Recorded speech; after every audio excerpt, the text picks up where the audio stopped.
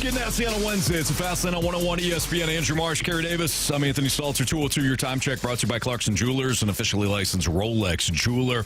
No Jamie today. Jamie will be with us for an hour tomorrow, so he avoids having to talk some Blues hockey here on 101 ESPN. Oh, we love Blues hockey. Not this Blues hockey. Yeah, you know, everybody goes through rough patches, Anthony.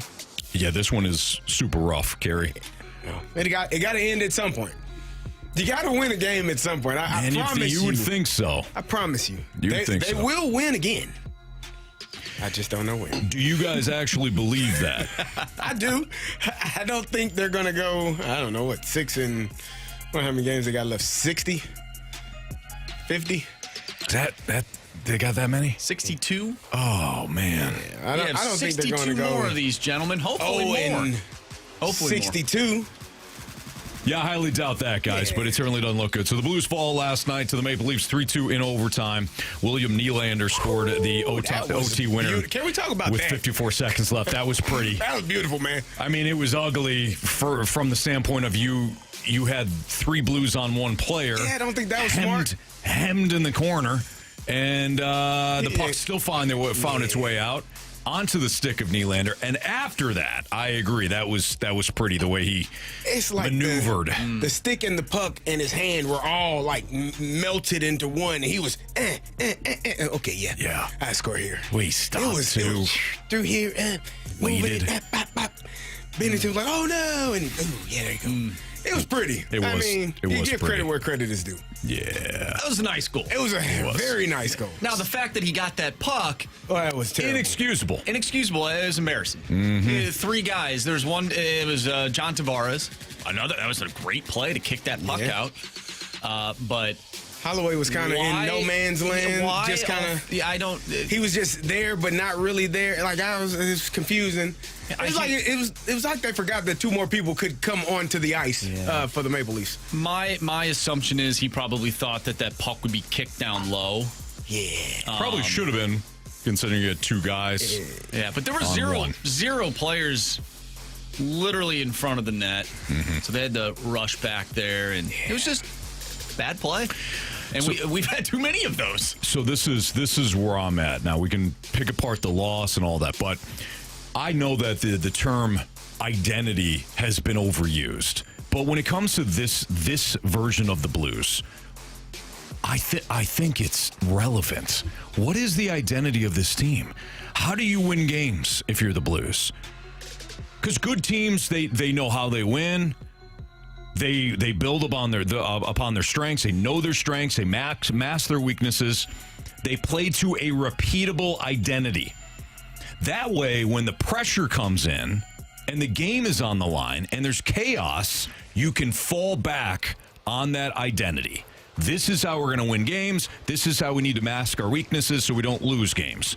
But I don't know what the identity is of the 2025-26 Blues.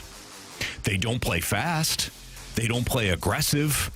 They're not heavy. They're not structured. They're not possession-focused because they never have the damn puck. I don't know if they want to be a counterattack team. If they do, doesn't look pretty. I don't know what they are. And they might not know what they are. Like, they might be stuck between... That's a problem. What they want to do and what they need to do. And neither is happening. Like, as a player, you have to be definitive in what your style, and you have to be able to trust people. Like, as a teammate, I have to trust you to be where I know you're supposed to be. And if you're not there, and I pass it there, or if I expect you to be there defensively and you're not there, then we all look bad. It is complete accountability at some point, right? As a player, like I even as a coach, take the coaches out of it. Like, as a coach, I wouldn't give a damn if you hated me. But do you love the man that you're playing next to? Do you love your brother enough to be where you're supposed to be, when you're supposed to be there? Hate me. That's fine. Whatever the hell you need to motivate you to be great, cool.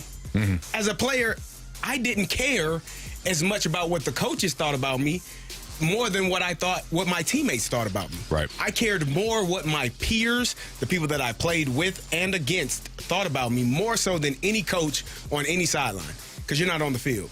You don't know how hard it is. You don't know what's really going on. So the people that I like, at some point, it has to be an accountability to one another that carries more weight than how much the coach is screaming, how much he's skating you, how much you have to go over and over this drill until you're freaking sick of it and like, man, I'm so sick of this dude. Yeah. Like whatever feelings you have, and I don't know that those are the feelings, but I know that those feelings come about when you're losing and coaches are screaming and yelling and fussing and on your butt every single day about the minor detailed things. Sure.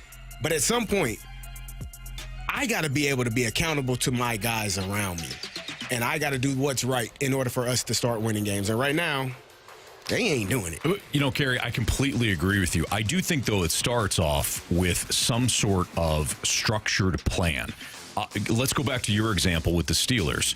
You were playing hard for Willie Parker and Troy and James Harrison and, you know, Alan Faneca. Yeah. You played hard for your guys, and they played hard for you. You were what you just said was perfect, right? Mm-hmm. I know you didn't love Bruce Arians as an offensive coordinator. You may have disagreed, but there had to be some direction there. This is who we are. Yeah. Now, he may throw too much. He may do some, which I hated. Yeah, he might, whatever, right? But there was this is how we're going to win on Sunday. Cool. Right. Then you go fight for your team. But right. But there is a clearly defined identity so that you as players know what the direction is. And we've said this before, it's either players, coaches, or scheme. It's the only three things. Now, it can be a combination of things, but it's one of those three things that have led to your issues. And I don't know what it is. I think I might have an idea of what it is. Do you think players? Yes. I mean, bottom line is what we witnessed last year, things have not changed. From a coaching perspective, the coach is the exact same. When this team went on their run last year at the end of the season, the coach was the same. For a majority of the roster, it is the same. It sounds like, or at least it appears to be the identity, or not, maybe not the identity, but what their game plan is in terms of system, structure, whatever that may be. What is the identity? Well, they want to get the defense up in the rush. They want to get to the forecheck. They want to create offense, but they want to be detailed defensively. To me, that's been a nightmare. Last year, they could execute it, and they were consistent with it. That is the difference right now. They're not executing, and they're inconsistent. There are times when I'm watching the game, I'm like, okay, like here we go. Like this is kind of what we're looking for, and then all of a sudden, it's gone. So to me, it comes down to the players, and they're willing to execute it. We know that they can do it because we witnessed it last year. They did it. They're not doing it right now. They're not doing it. I don't know if it's because they're unwilling. That's probably what it is. I don't know. But when it comes to board battles and all these different things, they're simply losing board battles, and they're not detailed like Monty wants them to be. And so it's on the players, and it's bad. It's really, really bad. As of right now, I don't know what is going right, quite frankly. I really don't. I mean, if you look at the things that winning hockey teams do, the Blues have done the exact opposite this season. Defend the middle of the ice. Defend the middle of the ice. The neutral zone, both blue lines, and then the slot, right? They have not done that consistently. Puck possession has been a disaster this season. Defensively, no communication. And even when you do have the puck, the person with the puck rarely has options, especially on a breakout. There's no options. I'm either going to fire it right into the goaltender, or I'm going to miss, like Oscar Sundqvist did last night. I'm not picking just on Sundqvist. It just happens to be the play that I remember from last night. Where are the options offensively? Sammy Blais came up this one side of the board last night, spun around, kicked it back over to whoever the hell that was, and he buried it. There's options available so we need offensively. Sammy Blais back? Sure, great. Sammy Blais. If you could do that. Come on back. Nah, I think we're fine on that one. I was just asking that. Quick question. Like, strong side, the Blues don't have numbers. There's nobody backside. Defensively, backside, awful. 2 of the 3 goals that the Maple Leafs scored last night, including the game winner, came from the backside. It's a disaster right now. They have the ability, we keep saying, well, at some point they're gonna break out of this funk. I do believe that they have the capability of doing that. Why? Because we witnessed it last year. They just need to wake up. They need to wake up and start executing and basically start getting down to the minute details, playing simple hockey, and stop thinking, man. Just go out and play. We know that they can get themselves out of this. Now, the question is, will they? Mm-hmm. I don't know. I mean, evidence would say no right now. I think at some point we're going to have to stop focusing on last year. And not just saying you. I think as a whole. Jamie. I think we're all going to have to stop thinking about, they did. Like, yeah, they did. But this also was a team that got a coach fired last year. Mm-hmm. This also was a team that had a 20, 24, 25 game stretch that was really good, but the rest of it wasn't. Mm-hmm. So I think at some point we're focusing on the really good part, because that's what we do as fans. We want to talk about, the great part, but the actuality of it is they weren't a good team for large parts last year and the year before. Mm-hmm. Who they are and the year before that. And the year before that. Like, this is who they have been. Mm-hmm. And at some point, it ain't the coach. Like, you've changed coaches multiple times. It ain't the coach. Yep. And so as a player, as a former player, looking around the locker room, I know, damn, we done got 3 coaches. This is our 3rd damn coach in 3 years. Like, somebody about to lose their job. Like, and you know that because something has to change internally. It's no longer, we got to change the coach or we got to change the system. No, we're going to change the players now. And that's the conversation that starts to happen. And then guys start, oh crap, who is it? Well, I know 3 guys that it's not, because those 3 guys got, no trade clauses unless someone comes to them and say, hey, you want to go here? Yep, cool, let's get it done. Other than that, everybody else on the roster is like, damn, I might be in a new city. My kids might be without my kids for the next 6 months. Or I might have to scramble and get my kids into a new school when we move to the new city. Like, all of those, at some point, when they've won, I said it the other day, I hate the overtime where you get a point. It is a disgusting thing for me. You lost the game. You get nothing. Nothing should be your reward for losing. I don't give a damn. We pushed it into overtime. We pushed it into a shootout. I don't give a damn. You lost. So you shouldn't get nothing. But they have won 3 games. They have only won 3 games in their last 15. That's a lot of damn losing. I don't give a damn about the points. I could not care less about 1 point. Well, don't you feel good? we went 1-1. Like, we really only got 1 loss. Now you got 13 losses.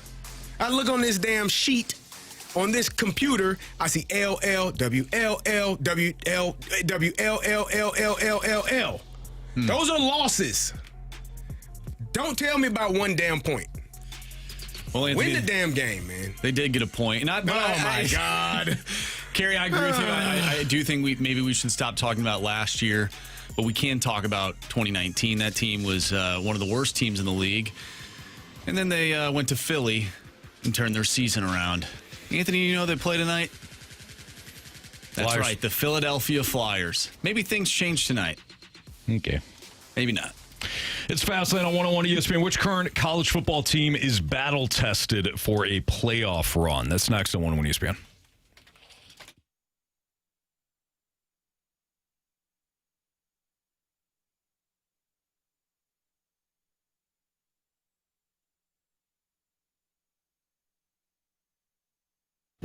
At Auto Centers Nissan Herculaneum right now, they've got their thanking you with their thankful for you sales event. So they've got deep dealer discounts on every remaining 2025 model, which mean the best prices of the year as 2026 models arrive. You could get no payments for 6 months on select 2025 Nissan models, or get no money down and 0% APR for 60 months on 2025 Muranos and Pathfinders, as well as the all-new 2026 Rogue Platinums. We're talking about 5 years interest-free on new Nissans that I just just mentioned. Over 1,000 vehicles all in one massive location. That's one of the benefits that Auto Centers Nissan gives to you as a consumer. So you can start online at autocentersnissan.com.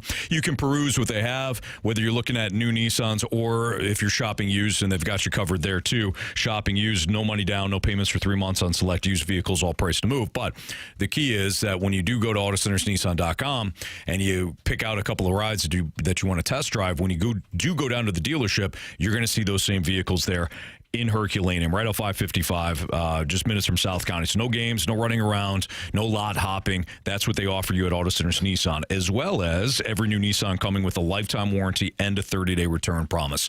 Start online at autocentersnissan.com. When you do head out to Herculaneum, tell them Stalter sent you. It's Auto Centers Nissan.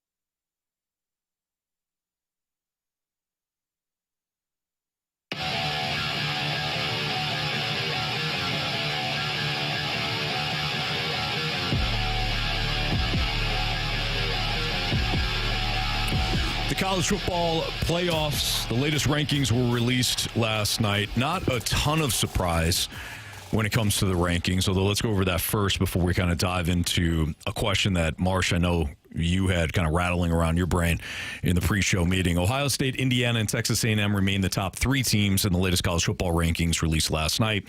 Alabama dropped 6 spots to number 10 after its loss to Oklahoma. Georgia, no surprise, goes up to number 4 after they beat Texas. So the Crimson Tide are now behind number 9, Notre Dame, even though they have more top 25 victories, 4 than the Irish 1. Georgia, which Alabama beat in September, moved up to number 4, while Texas Tech moved up to number 5.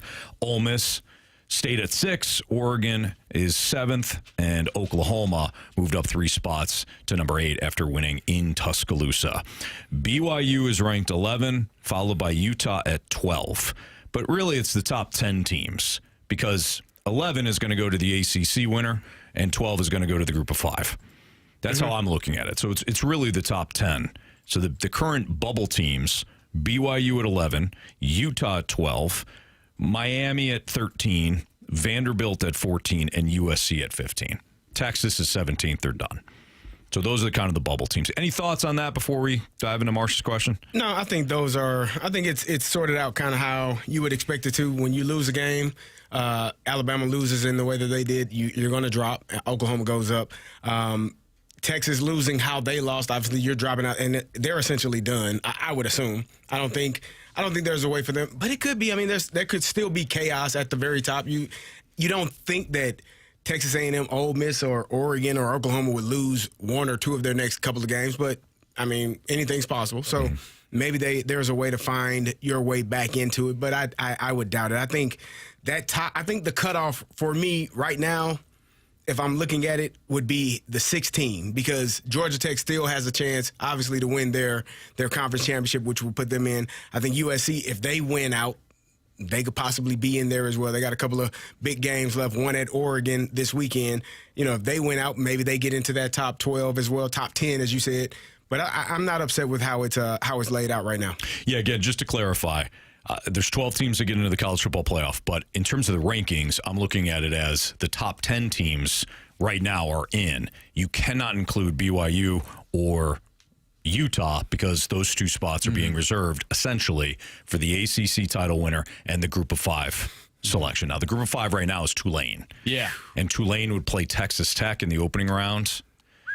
And you give Tulane a chance? No. Okay. And then the other matchups off the top of my head would be so I have it right Oregon, here. Bama, right, Marsh? So you have Oregon, Bama, the 7-10 matchup. That'd be great. In Eugene. Miami and Ole Miss. Ole Miss, the 6th seed. 11 is Miami, although that is kind of funky because they aren't in line to play for the ACC championship game. Right. They're going to be out, I think. You just mentioned Texas Tech, the 5th seed, going up against the 12th seed, which is Tulane. And then you have Notre Dame, Oklahoma, 8 and 9. Okay. And then, of course, the 4 teams with a bye. So, Marsh, I want to kick it back over to you because you had the question here, and then I want you to be able to clarify what you mean here, because I think the words that you use could mean different things to maybe Carey or I. Yeah. So my question was, which current CFP team out of the teams that we just mentioned is battle tested for a playoff run? And of course, you could go to the very top. You could say Ohio State, Texas A&M, Indiana. These teams, they're undefeated, right? So, but when I look at some of these teams, I look at, okay, who are they playing? We mentioned Ohio State. We've talked about Ohio State. When I look at Ohio State, they have ranked wins over Texas, which was week 1. I don't believe Texas to be that great of a football team. They're not in the college football playoff. And plus, that was a game in which Arch Manning became the butt of a joke because of how bad he was. Their other win came against, if I'm not mistaken, who was it? Who's that? Ohio State. Illinois, that's right. Do we believe Illinois to be that great of a football team? Hell yes. Good, not great. Good, not great. Like UMass last night. Oh, no. They were good definitely. and great. No. You said it. They were great. I definitely did not. No. Because remember, I said good teams win. Great teams. Yeah, so but they were great last night. You have to have both, Carey. They didn't win. Oh, no, it didn't matter. They covered. Good teams win. Great teams. You have to have that first. They're a great team because they covered. No. That's all that matters. Well, that's a part of the conversation, though, because when I look at Ohio State, me personally, I don't know if they've been battle tested where there's that one game where they really had to fight and claw to pull out a victory compared to other teams. Now, you could say, well, that's because they're that much better than everyone. Much better than everybody. And you brought it up. Okay, Ohio State against the spread, pretty damn good. Yes. And those numbers have been pretty high, and they've been able to cover. They're 8-1-1 against the number this year, with their only loss being a backdoor cover by Purdue 2 weeks ago. Do you value, and we can go through some of the other teams, but do you value a team's strength of schedule over style points? I think with Ohio State, it doesn't matter because they've been beating the hell out of everybody they played. So if you are saying, well, they haven't played anybody, well, they've been beating the hell out of the people that they have played, which gives you an indication that they are probably as good as advertised, right? If they were barely, like the closest win that they had was against Texas. That was week 1, and they won by 7 points. Everything else has been 70-0 against Grambling, which you should. 37-9 against Ohio. 24-6 at Washington was a really good game until late there in the second half. but they're winning by 20, 25, 30 points against most of these teams. So for me, I think they are as advertised because they've been beating the hell out of the teams that they're playing. It's not Purdue shouldn't be a close game, and it wasn't. Minnesota shouldn't be a close game, and it wasn't. Like the teams that they're playing, which are Big Ten teams, they're beating the hell out of them. So for me, I don't have an issue with Ohio State specifically, especially because they also are the national champions from last year. So they have that, returning players have that pedigree under their belt as well. And their quarterback first year playing, but he's gotten better each week. Julian's saying he's just showing up and showing out, and he's got some good players to throw the ball to. I go down the list. Indiana, I think their big win was against Oregon. Outside of that, they really haven't played a great team, again, unless you throw Illinois in there, but they smoked Illinois. We didn't play Oregon this year. No, I'm talking about Indiana. Indiana. Yeah, Indiana. But then you go down the list, I feel like Alabama's been really battle-tested, although they lost this past week to Oklahoma. So I'm just kind of wondering, what you prefer, a strength of schedule, whereas you go into the playoff, these are going to be closer games, or if you value the team that just beats the crap out of everybody, even though they really haven't played anybody. I don't know. See, this is interesting. If you go to ESPN's FPI, they have the strength of record rank, and it reflects the chance that an average top 25 team would have that same team's record if they played that same schedule. So, for example, if an average top 25 team had Texas A&M's schedule, they probably would have more losses than A&M. Now, A&M obviously is unbeaten, so that factors in here. But I do think that's interesting because, Marsh, you had said, well, A&M schedule, not that daunting. But they did go into South Bend. They did go into Baton Rouge on a Saturday night. I know LSU isn't great this year. And they did go at Missouri. Yep. So an average top 25 team would have at least one loss in that scenario. So I think that does factor, right? Like, can you still win those games? Yeah. I thought we'd see Alabama high on that list. Instead, it's A&M, Indiana, then Ohio State. And I agree with you on Ohio State. They hosted Texas when Texas was number one, but you had an entire offseason to prepare for that game. Texas did too, but an entire offseason. It was 14-7. Ohio State dominated defensively, but Texas still had their chances. Other than that, Illinois, that's it. Yeah. Every other game, Grambling, Ohio, at Washington, Minnesota, Wisconsin, Penn State, Purdue, UCLA. I mean, that's not a battle-tested schedule at all. I mean, it's going to really come down to what Ohio State looks like against Michigan. And Michigan's been teetering too.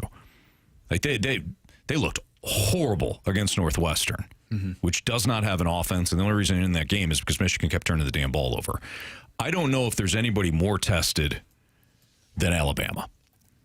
Alabama has played big games almost all season long. Yeah. Their non-con game was Florida State, which at least was an ACC opponent. Their other non-con game was UL Monroe, and then they face Eastern Illinois. Other than that, number 5 Georgia, number 16 Vandy, number 14 Mizzou, number 11 Tennessee, and then this past weekend, number 11 Oklahoma. Like, that's a daunting ass schedule. And Florida State did become ranked after they beat Alabama and were there for at least 2 weeks. I think Alabama's the most battle tested. Yeah. Going into the playoffs. And my point is, I'm not saying who is the best team by any means. Who had the toughest schedule? Who had the toughest schedule, and could that ultimately help that team in the college football playoff because they're ready for the big game? Because all the rest of the games from here on out are big games. Yeah. I think we're going to be probably surprised. Like, one of those 4 teams that right now have the bye probably don't end up being, you might see a team outside of that, or a couple of teams outside of that being in the Final Four, right? I think Oregon is a team, if they can continue to win, they could probably sneak up on some people and have it could be the exact opposite of what it was for them last year. Last year, they were kind of the number one team. They were running through everybody, and then they get to the playoffs and get smoked by Ohio State, right? They got manhandled. And so they could be a team that if they keep winning, they got a big game this weekend at home versus USC, which is a huge game for playoff implications, and then they go to Washington the following week. You win those final 2 games, you're looking at a team that is squarely. They're not going to play in the Big Ten championship game because Indiana, Ohio State have the better conference records. If they don't falter down the stretch, you're looking at a team that's going to get another week of preparation and rest for the start of their playoff run, and that to me could be a team that could be sneaky on some people. I mean, they beat Penn State when they were number 3 in the country. Now Penn State, obviously not a really good team. They lost to Indiana. They beat Iowa, which was a tougher game than I think people will give credit for because Iowa plays defense. They just have trouble offensively. And then again, they got USC this weekend. So for me, Oregon could be the team, the exact opposite. They could be like what Ohio State was last year. Ohio State took that loss to Michigan. Everybody, oh, it's over for them. And then they just run through the playoffs. A lot of people didn't think they were going to beat Tennessee in that first playoff game. Yeah, I thought Tennessee would give them a game. And they smoked them. They blew them out.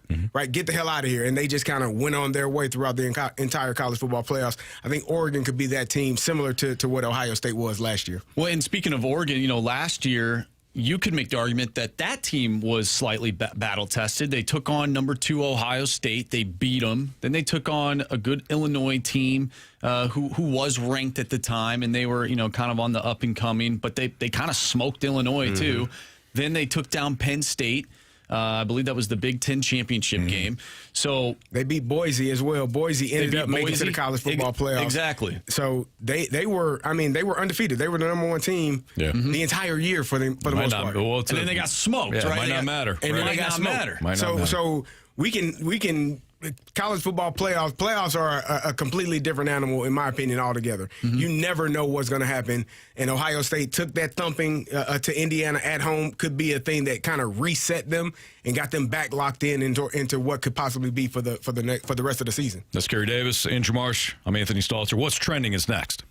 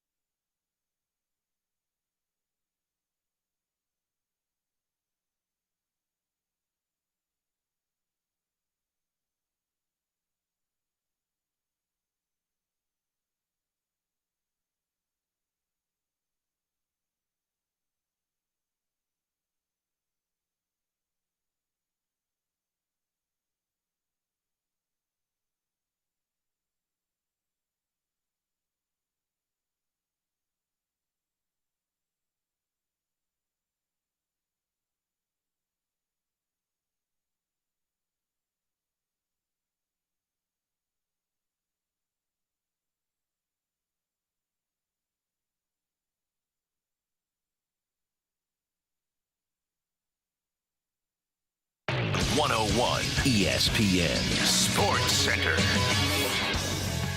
I'm Andrew Marsh. It's time for a Sports Center update driven by Johnny Londoff Chevrolet and Johnny Londoff Autoplex. The Blues fall to the Maple Leafs in overtime last night, but they'll be back in action tomorrow. They'll take on the Philadelphia Flyers. Pregame for that one starts at 5. Puck drop is at 6. We will have a one-on-one with Jim Montgomery at 2:45. Jamie sat down with Blues head coach Jim Montgomery, so stay tuned for that. We'll also talk with Joe Vitale at 5:15 later today, so make sure you tune into that as well. But we have What's Trending coming up next. I'm Andrew Marsh, and the Sports Center update is driven by Johnny Londoff Chevrolet and Johnny Londoff Autoplex. See them at londoff.com. Chevy, together we drive. Are you kidding me?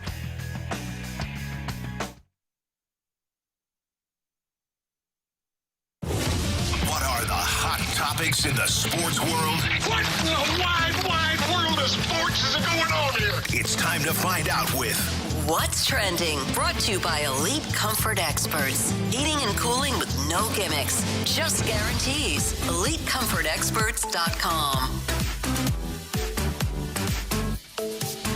Welcome back to the Fast Lane here on 101 ESPN with Anthony Stalter and Carey Davis. I'm Andrew Marsh, and it's time for What's Trending.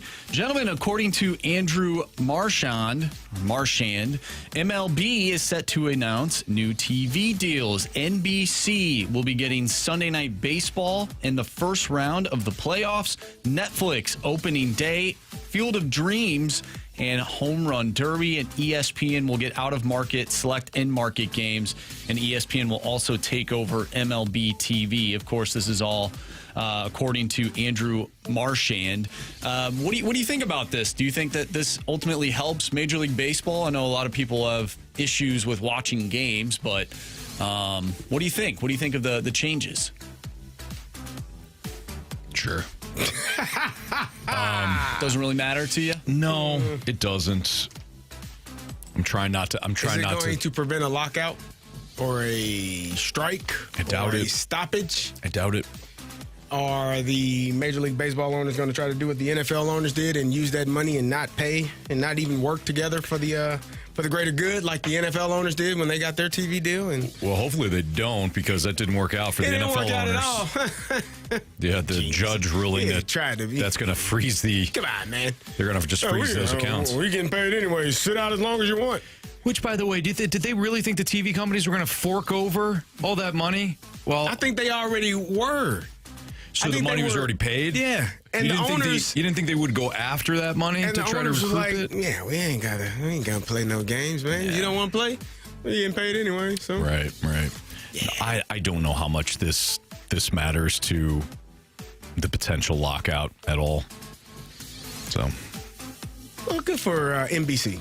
Now, I hope that they have the premium games on Sunday night, the premier games on Sunday Night Baseball. Games that people want to watch. I don't know. I'm thinking about, scratch my head, thinking about what teams would want to be on, you would want to have on your the Dodgers every Sunday damn night. If you want to make money, put Shohei on, and you'll make plenty of money. And I agree with you. Of people watching. I agree with you. Who cares? You know, Thank you, Shohei Marsh. and Paul Skeens. You want to have cares? you get just a matchup over there. Shohei and whomever. Well, it doesn't matter. Who we got? Shohei, Mookie, Freddie. You know the guys. I will say this: I saw a little bit of an interview by Kike Hernandez when he was talking about being posterized by Andy Pajes, who made the catch over him. He was breaking down the catch and how he was running back. He's like, "Oh yeah, I'm slowing up because I think I'm going to make this play," and then out of nowhere, I got posterized. I got dunked on. Yeah, and he was laying there thinking they had just lost the World Series because his teammate dunked on him. Yeah. And then he got the tap on the shoulder saying, "Hey, man, you all right?" And he popped up and he's like, "Did you catch that?" He goes, "Yeah." He's like, "Yeah, I'm great." He was funny about it. I hated it because he's a Dodger, but I laughed. Don't hate it. He made me laugh. Anthony, bad news for you. Oh, okay.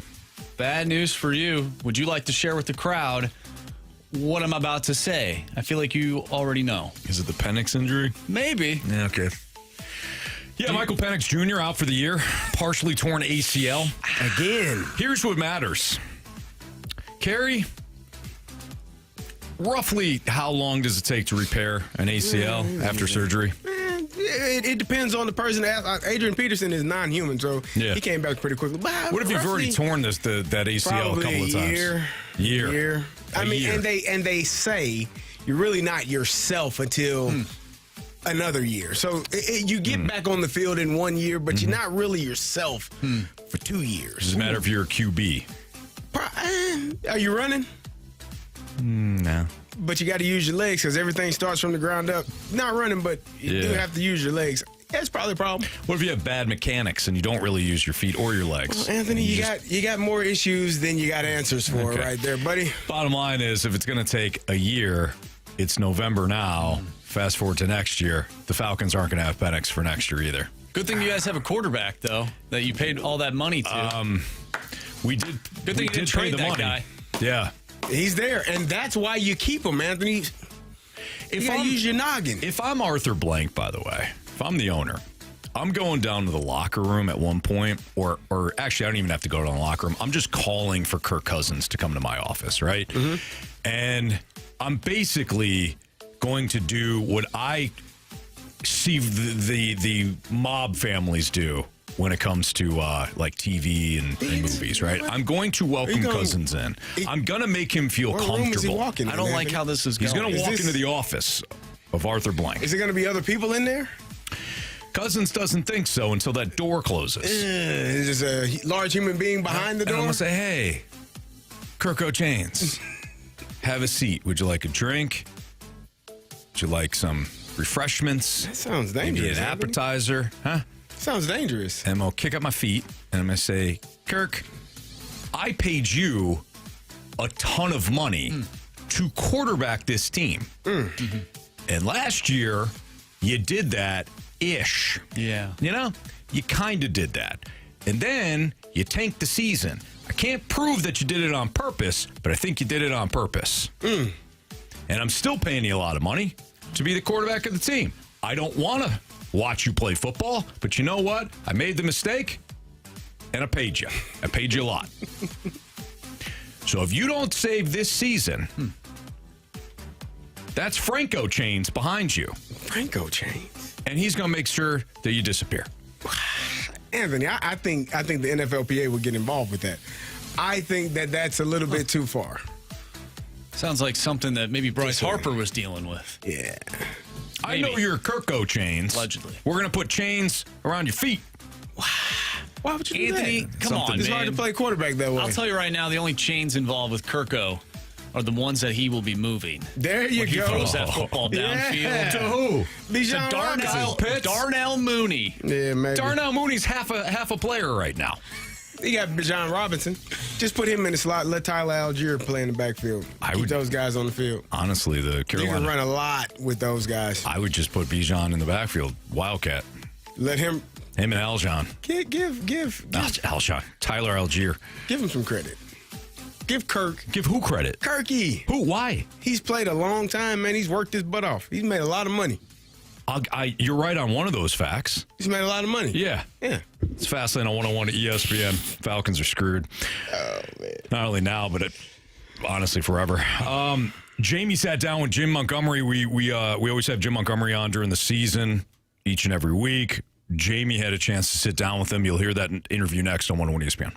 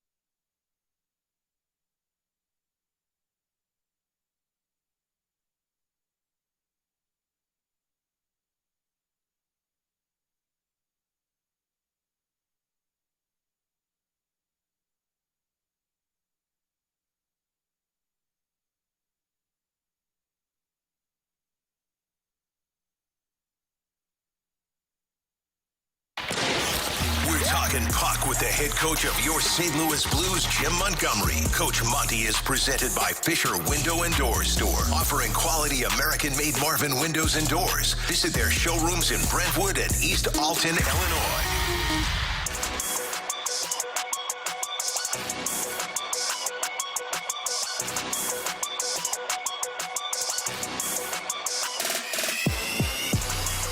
Welcome back here to the Fast Lane, 101 ESPN, joined by Blues head coach Jim Montgomery. Monty, we are in Philadelphia. You spend a little bit of time here with the Flyers organization. What do you remember about the city of Philadelphia and also being part of the organization?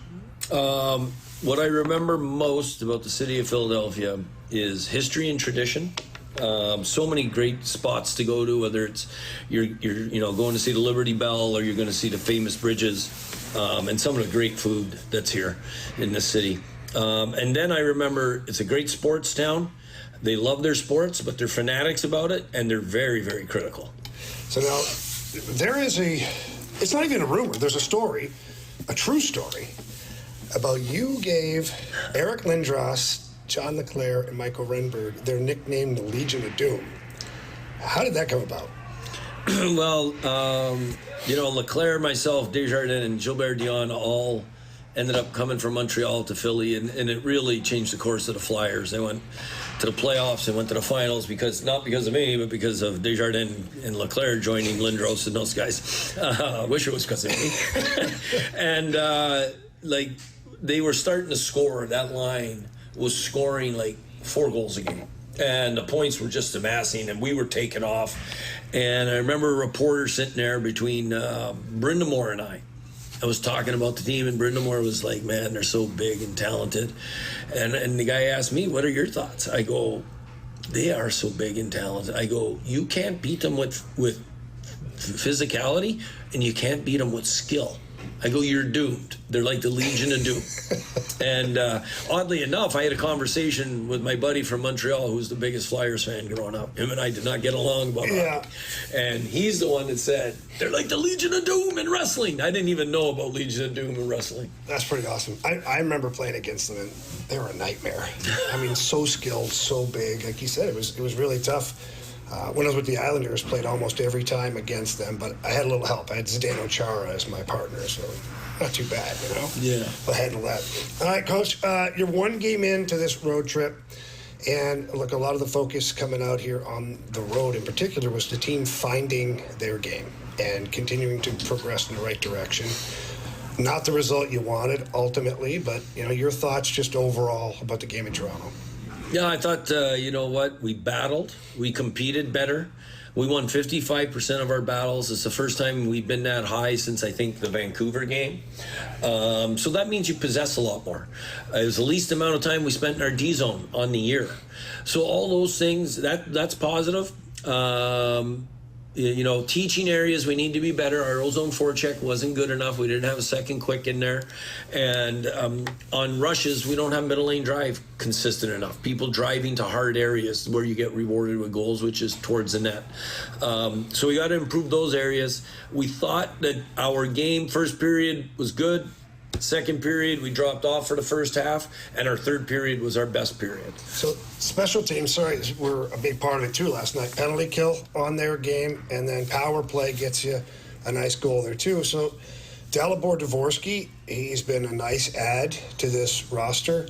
It's funny how, and you're a skilled player back when you played, it's funny how when you add a skilled player that brings one particular tool to the table, how that can just change the look of things. Because I feel now, like, especially since teams have seen the video on Dalibor Dvorsky, they're aware of what he's doing over there. And not only are you able to utilize that, but he's scoring some goals. Yeah, and, as he continues to do that from that trigger area with Thomas on the other side feeding him, or if he goes up to the defenseman, it's going to start opening up the middle of the ice. And now we're going to become really dynamic on the power play. I thought the second unit was really dangerous, too. You had the Holloway shot, hit the goalie in the shoulder, and Ruzi just misses the rebound on the far side. All right, we saw the Flyers just a short time ago. That's a game where you and I talked about it. You have 2 separate 2-goal leads within that game, a 2-goal lead in the third period. Obviously, you want a different result, but what did you see from the Flyers in that game to where you're like, okay, we can better prepare ourselves for this upcoming game? Yeah, that we're going to have time in the O-zone, but we have to get inside. We don't have time in the end zone. We're two perimeter right now, like I talked about, having someone driving towards the net and having two people already inside the net, inside the dots. And then we're going to have to be really good with our rush defense. We got burned on our tracking there, especially the Ziegler line tore us up that night. So as we were watching practice today, Jake Neighbors, I mean, I don't know if he's a player, but he sure looks like a player. Do you have a timeline on him? Could we see him tomorrow night, or is Saturday more reasonable? Yeah, I would say probably doubtful tomorrow night, more reasonable Saturday. I think that's where we've all checked off that, he's progressing towards that game, and we'll make a decision that morning. Now, as far as your decor is concerned, a lot's been made of the bottom pair and working that in and trying to find them more minutes. Two questions, two-parter for you, Coach. Serious media guy here. First part is, were you happy with the game in Toronto, with what you saw? And part two of that is, how do you find ultimately more minutes for these guys? Yeah. Well, yesterday, I liked their game. I liked the way they competed in D-zone coverage. I like the way they helped out offensively. Their rush reads, there's too many mistakes there for the minutes that they're playing. So they got to improve in that area and stay aggressive. I think what happened is we talked about using our feet more to check in the D zone, and we didn't want to change anything in our tracking because it's actually been, for the majority of the season, pretty good. And I think they got a little excited and ran out of position sometimes when the other team had the puck in the middle of the ice. All right, a couple last things for you. One, will we see any lineup changes going into the game against Philly?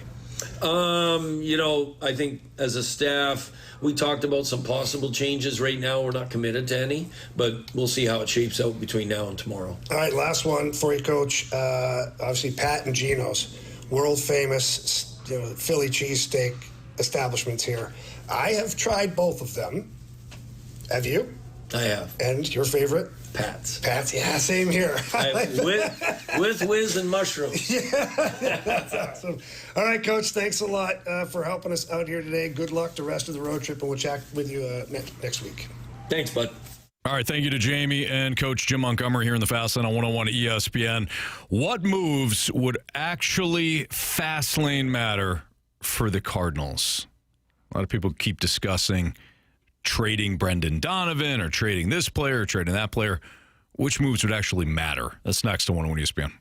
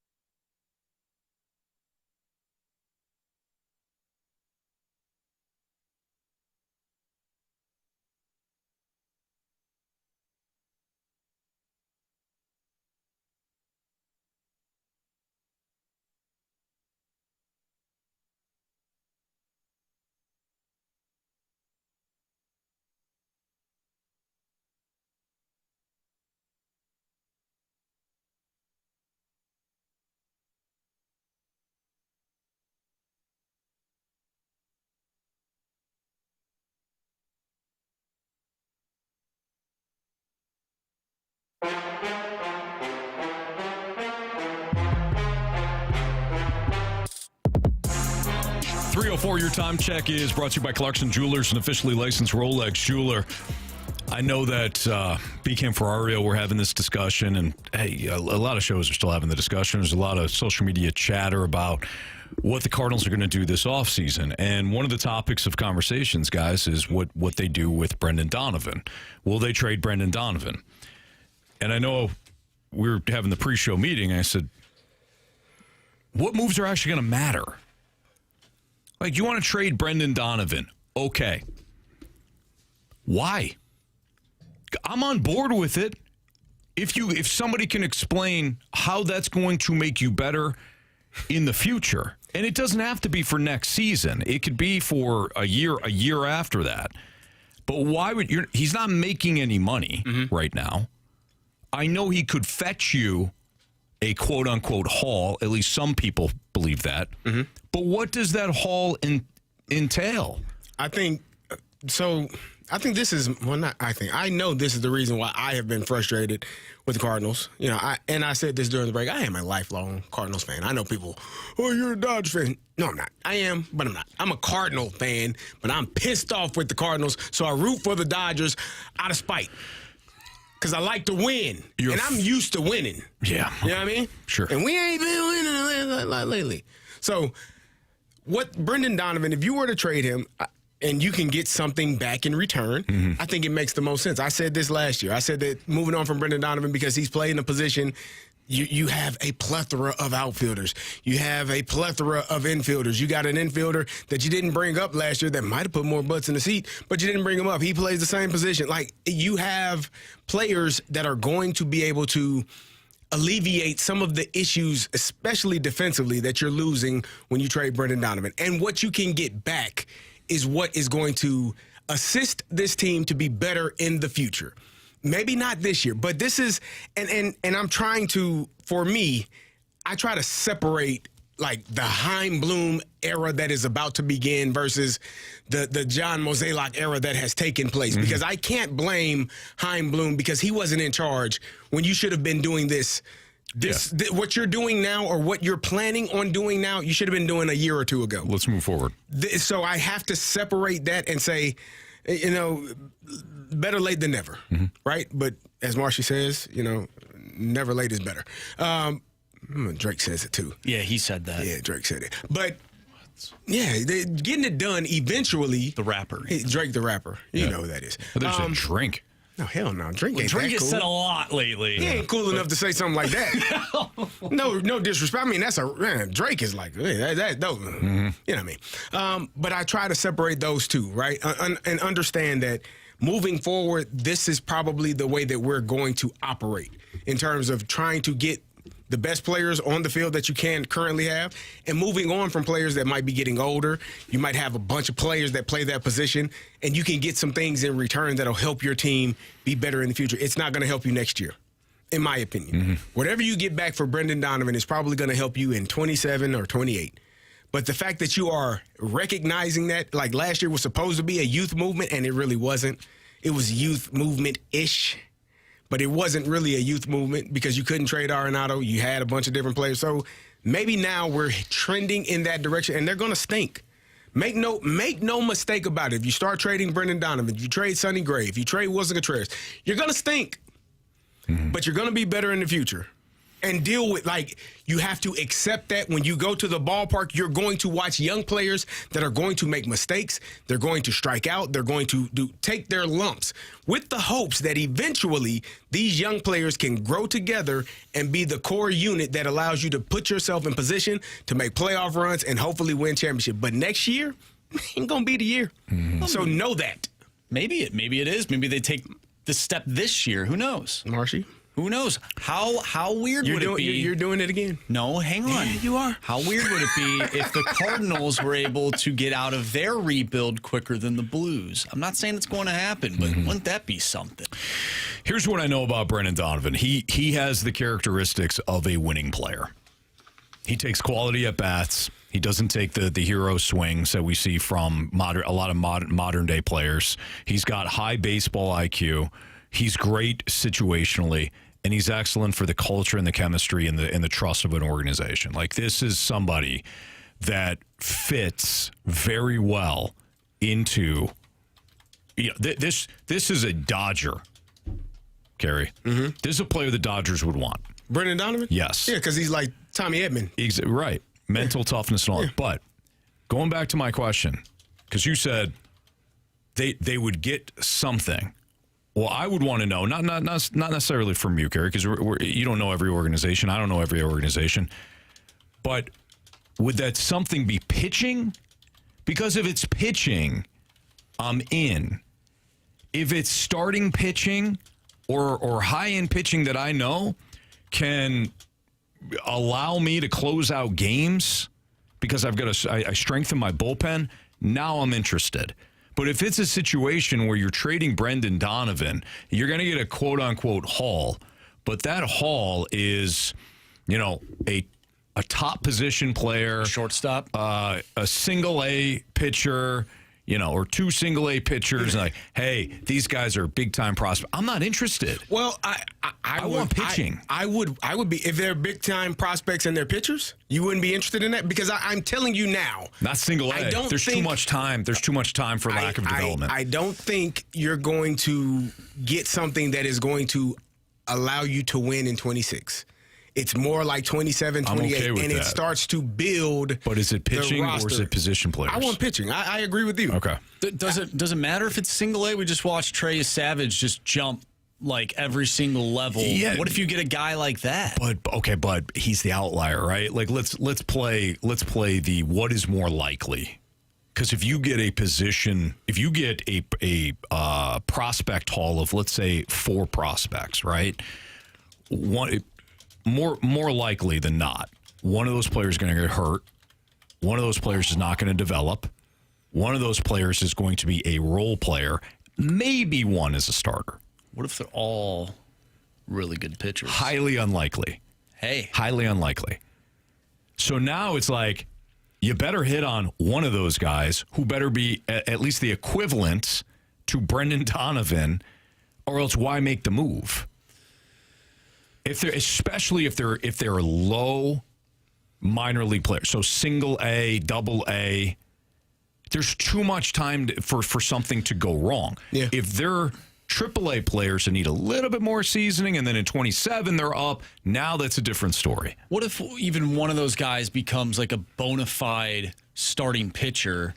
Do you value that for the future? Yes. Over what Brendan Donovan can bring to a subpar baseball team right now? Yes. So don't you take the risk? That's why I ask why, right?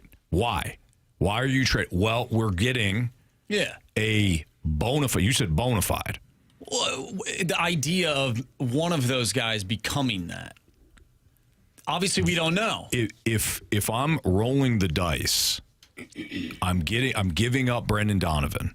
If I am getting a high-end starting pitching prospect, might not be ready until 27, that at least intrigues me. What if it's a single A guy though? No. You're out. I'm out. But isn't that what we've been talking about, where they don't have enough depth pitching-wise throughout the system? Then I'm trying to get it in other ways. Yes, we are. You're not going to buy it on the free agent market. No. So your best bet is to get the highest ceiling players that you can get in return. And I don't care where they are right now. Like if they are projected to be, and again, it's all projections. Like we don't know. Hell, Brendan Donovan might stink next year. That last year was his first year being an All-Star, and I hope he doesn't. But you don't know. Ryan Helsley got traded, and he was terrible. Yeah. You don't know what players are going to be. You're hoping that they can continuously be consistent in what they're doing and hopefully continue to ascend in the right direction. Only people you really know, Aaron Judge, I know he's going to hit the ball. Shohei, there are some guys that they are who they are. Their record, the back of the baseball card says that's who they are and that's who they're going to continue to be. But then there are other guys you have no clue. Mm-hmm. So if you can get a high ceiling person, a player in return, and it's a position player or it's a position player and a pitcher, I want that in return for Brendan Donovan, because if I have multiple suitors, now I can really go get the best offer, the best option possible. But he does, for me, if he's going to fetch you a return that helps your organization beyond the year of 2026, because again, I'm just telling you, if you're a Cardinal fan, do not expect to win. And if they do, well, you tip your cap and say, hell yeah, that was a run. But don't expect it, because that's not where they are right now. And again, this is what ownership, management, front office, that you should be honest and say, hey, we're going to have a young team. Young teams usually struggle. They struggle with consistency. They struggle with the mental part of it. They struggle with fatigue. They struggle with all of those things. And until you are 3, 4, 5, 6 years into the game, then you are a veteran and you really understand the difficulties of being, a consistent player.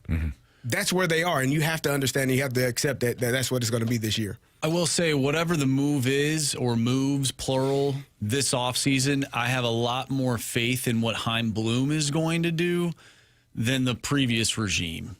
So I can get behind whatever move they end up doing because it's a new face that's taken over this team from a front office standpoint, and I'm excited about that. So I'm willing to let it ride out because I just have a little bit more trust in what Chaim Bloom can do. Yeah, I want to really emphasize I'm okay with trading anybody.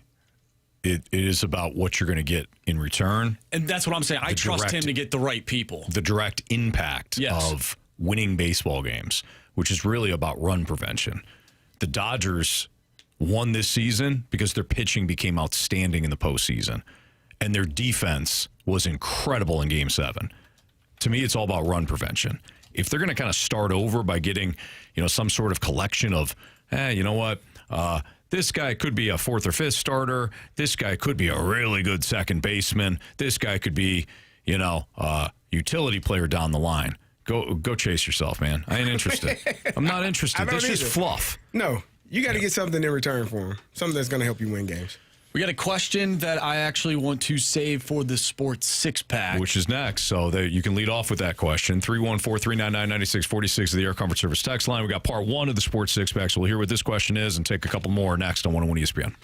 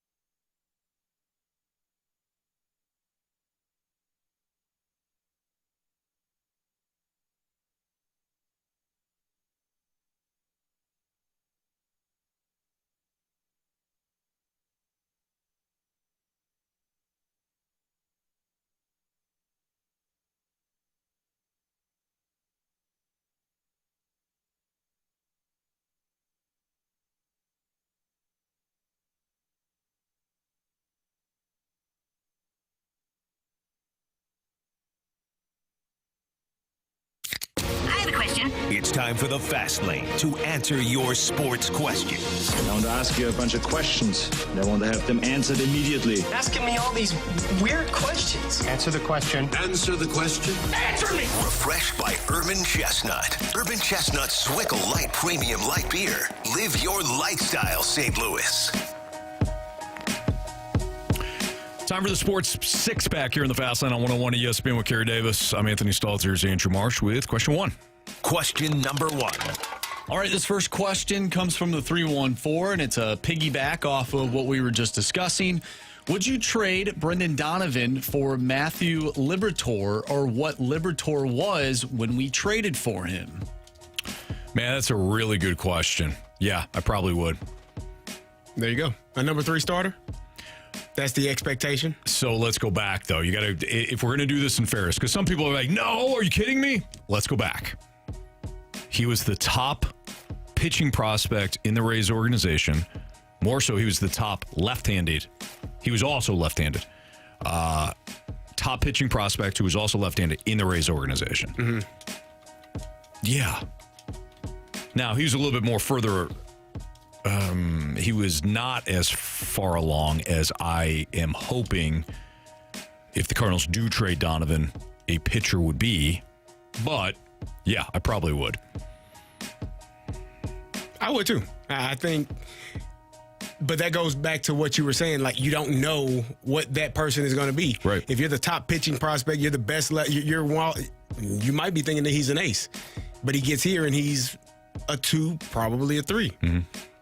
You're taking a risk no matter what you do when you're trading for players, especially prospects. You don't know, somebody's going to blow out a knee, blow out an arm, not live up to the expectations, or might be not to the level and be better than what you were expecting. So it's all you're taking a chance, you're taking a risk. Absolutely. Yeah. Every trade, every signing, it's a risk. Question number 2. I just said Sonny, like Sonny Gray. I was confused. You said signing. Signing, yeah. No. From the 618, which one of your teams is closest to competing for a Super Bowl? Is it the Vikings, the Steelers, or the Falcons? All have big question marks for their future quarterback position, to say the least. I will rank them this way. Steelers 1. Mm-hmm. Vikings 2. Falcons 4. Falcons 10, probably in his mind. 32. 32. There you go. Yeah. No, 30. The Jets and Browns still exist, so 30. Okay. Shador's starting this weekend. Like I said, the 5-2. Browns and Jets still exist. I would rank them that way because I believe more in the organizational structure top to bottom in Pittsburgh than I do in Minnesota and Atlanta. But I also feel as though that the Vikings are so much far ahead because of Kevin O'Connell over Raheem Morris that I would put the Vikings too. Like if the Vikings, I know if the Vikings trade for Mac Jones in the offseason, not that you love Mac Jones, Marsh, but the Vikings would be in better shape because of Kevin O'Connell. Yeah. Then the Falcons? Yeah. With Kirk He's Kirk going to be Cousins? the backup if Mac Jones goes to Minnesota. Okay, either way, I'm just saying. He wouldn't be the backup. He'd be a starter if they were trading for him. Mac Jones doesn't move the needle for me. Did you see Mac Jones play, It was man? just an example. No, but there are talks I've seen on the interwebs of that specific thing that you just mentioned being a possibility, depending on how the rest of this year goes. Mac Jones has played fairly well this season. Now, there's been some rough spots, certainly. The game in Tampa wasn't pretty, but Mac Jones has played well. Yeah, he's just not a Super Bowl winning quarterback. No, he's not. I'll give you that. But at least you already have the head coach in place. Yeah. Which is monumental. Steelers have the ownership on down. Now, you can say what you want about Mike Tomlin. The guy's never had a losing season. Yeah. My team, they're enough said. Mm-hmm. Well, the Steelers might be in the similar situation as to all the teams that we just mentioned here in the next few years with, what's his name from Ohio State? Will Howard. Will Howard. The Steelers have to find their quarterback. Yeah. I don't see why Will Howard couldn't do that. Like, I'll say it this way. Give him a chance. I'll say it this way, Marsh. The Steelers have to find their long-term quarterback. Do you think Will Howard can be that guy, Carey? I need to see him play. Don't know. Carey. I don't know. Carey. No, don't know. He has championship pedigree, Anthony. He did win a and national that matters. championship. So does J.J. McCarthy. Fair point. Who you Valid. don't love. Valid point. Okay, thank you. Yeah, valid point. So, yeah, Steelers and Vikings. Question number 3. All righty. Let's take a look at the 316. Do you guys think Pavel Buchnevich will play tomorrow? And if he does, the 316 says, I might gouge my eyes out. He made a play last night that had me enraged. It was the one that was a 2-on-1 feed to him in which he missed it, just fumble fast laned over the puck. Where he took it to the backhand instead of maybe stepping into it and firing one. Yeah. That was rough. Now, that would have been honestly, that would have been a huge goal for him. And maybe you win that game, he starts to build some more confidence, and maybe the Blues take a turn there. And maybe he gets slightly, I'm not saying fully, into the good graces of the fan base, but I think it would be a good step forward. Instead, like you said, he fumbled fast lane the puck. Yeah. He was out there, I believe, when the Maple Leafs scored, and the Blues lost the game. Yeah. He'll play tomorrow. He definitely will. I don't know why you all. What do you want? Why are you fighting this? Yeah. Why are you fighting this? By the way, did you see Toronto clear the puck effectively last night? In one of those key moments? Puck in front, cleared it right out, off the boards and out. Clear camp? Mm-hmm. You going international with it? No, I'm just saying, a couple of Maple Leafs may have visited the clear camp over the weekend, and interesting. It helped. Yeah. Against our Blues. He'll be in the lineup tomorrow. Yeah, probably. Sports Six Pack continues next. Keep those questions coming in, 314-399-9646. Again, part 2, Sixer, next in the Fast Line.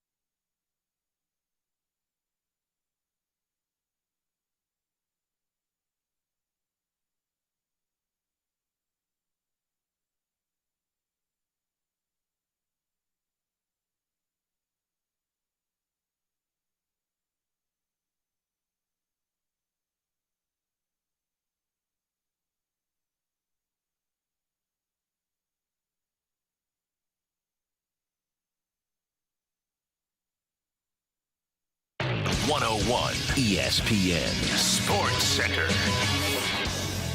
I'm Andrew Marsh. It's time for a Sports Center update brought to you by Saliga Heating and Cooling. The Blues off today, but they'll take on the Philadelphia Flyers tomorrow. We'll have an early pregame for you starting at 5 o'clock. Puck drop will be at 6. Jamie sat down with head coach of your St. Louis Blues, Jim Montgomery, for a little one-on-one interview. If you missed that, make sure you go to 101ESPN.com or check out the free Dobbs Tire and Auto Center's 101 ESPN mobile app. Just head to the podcast page and you'll find all of our interviews and full shows there. It's all brought to you by the Schaefer Door Company. We'll also talk with Joe Vitale later today at 5:15, so stay tuned for that. But we have part 2 of our Sports Six-Pack coming up next, so get your questions in to the Air Comfort Service text line, 314-399-9646. Part 2 of the Sixer is next. I'm Andrew Marsh, and this Sports Center update is brought to you by Saliga Heating and Cooling, a Daikin heating and air conditioning dealer.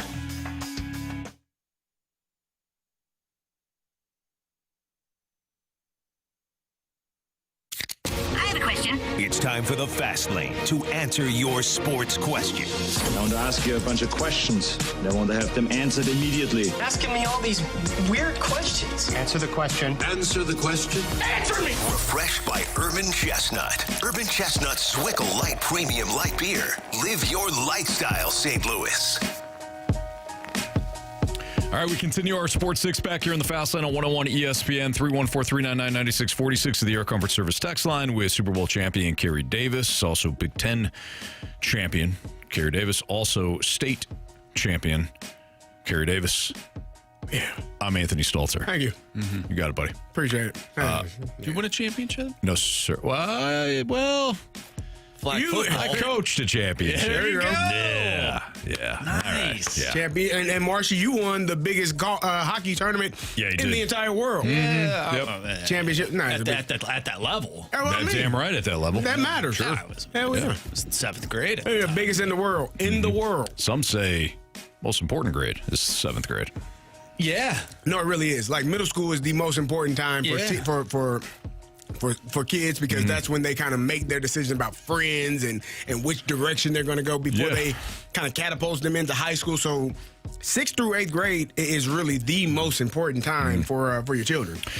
I never got into more trouble than in middle school. Says a lot. Yeah.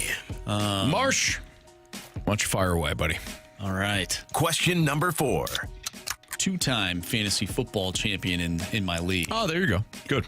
Nice. The 8th season, of course. Of course. But I'll take that, you know. Yeah, well, that league is very competitive from what I hear. It is competitive. Cool trophy, too. All right, from the 636, if we packaged Brendan Donovan with some prospects and maybe Gray and Gorman, do you think we could get Tarek Skubal from the Tigers? We could throw Liam Doyle in there if we're getting Skubal. No. Who we giving up? How much he going to cost? A lot. No. And I mean a lot. No. How much money you got to pay Tarek Skubal? Oh, a lot. Boy. 30? Millions. 40? Yeah. A year? Yeah. Man, hell no. Why would they do that? Why would you trade away that many players and get that much money back on your You'd have payroll? an ace.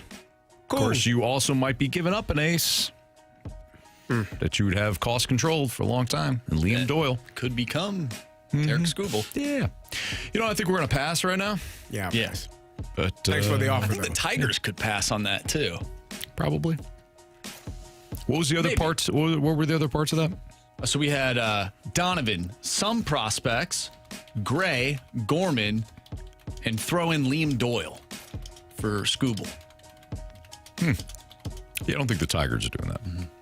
Now, you could do that, right? Let's just play it out. You do that, and then you don't re-sign them. Oh, man. That's tough. Who did that recently? There was a team I feel like made a big trade and then just let him walk. Maybe got some compensation for him. I'll think of it. Go ahead. Yeah. We're going to say no on that. Question number 5. Buzz wants to know, Hey, Buzz. do you think there should be a criteria for the group of 5 team to get that last playoff spot. Buzz, genius. Yep. Yeah, they should be in the top 12. I mean, we could start there. I would. What are we doing? Charity? Charity work here? Yes. And that's no offense.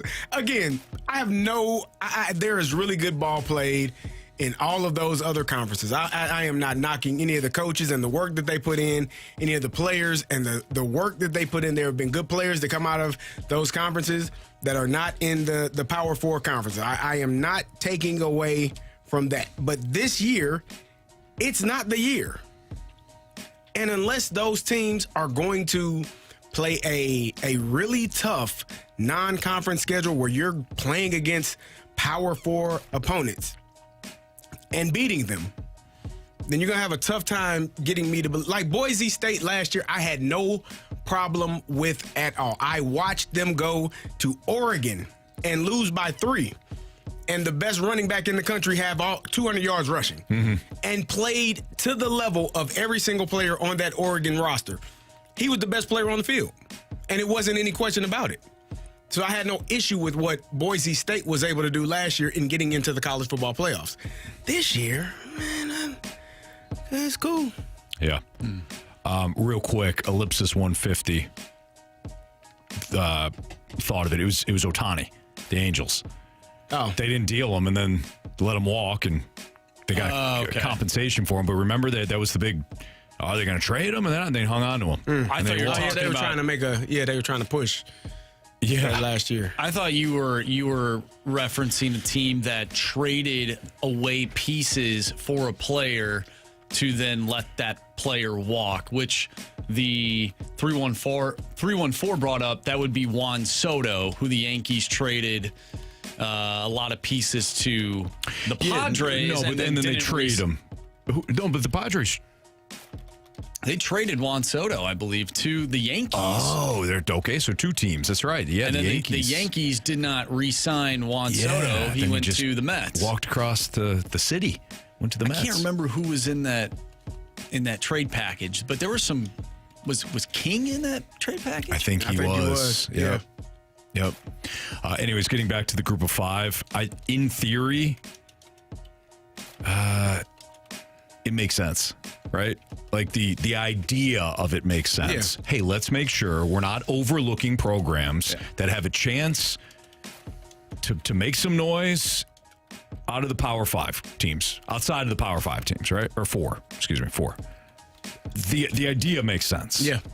But this season goes to show you that you absolutely need criteria, because not all group of 5 teams each year are the same. What should the criteria be? You have to be let's just say you're a 1-loss team, bare minimum, and if you play you have to play a top 25 team in cover. I know that's kind of a weird criteria, but yeah. Do you have to cover? It can't be the cover, because the spread could be 21.5. and you lose by 20. I think it has to, again, I go back to that Oregon Boise State example because that's the clearest picture I have. Do you have to be unbeaten? Do you have to, at the very least, you have to be unbeaten? Because Boise State wasn't unbeaten. They lost. They lost to Oregon at Oregon. Look, I'm trying here, man. No, it's on a case-by-case basis, in my opinion. Like Oregon, Boise State went to Oregon and showed that they can play with some of with the best team in the country. Mm-hmm. They were the number 1 team for the majority of the season last year, and they took them. I think Oregon had to kick a field goal to win that game at the end. Like, it was a close damn game for the entire game, and you had the best player on the football field on a group of 5 team. Sure. Was Boise State ranked? I don't know. They weren't ranked at the time. No. I mean, at the end of the year. Yeah. Oh, yeah. They were in the top. I believe they got a bye. Oh, they did. Yeah. And they got whooped by Penn State. Yeah. All right. Look, I think Carey nailed it. You got to at least be in the top 12. If there's 12 teams made, you just get rid of. Do that. You get rid of the idea of like a group 5 has to be in it. You at least have to be in top 12. I'm cool with that. All right. Cool. Question number 6. From 636, how much blame does Doug Armstrong get for the current state of the Blues? put the team together. I think Doug Armstrong himself would tell you that the blame stops with him, or at the very least starts with him. He put the collection together. And the contracts that he doled out could prevent him from transitioning if he wants to. So it's leadership. Stillman it's not like Tom Stillman doesn't give him authority to do his job.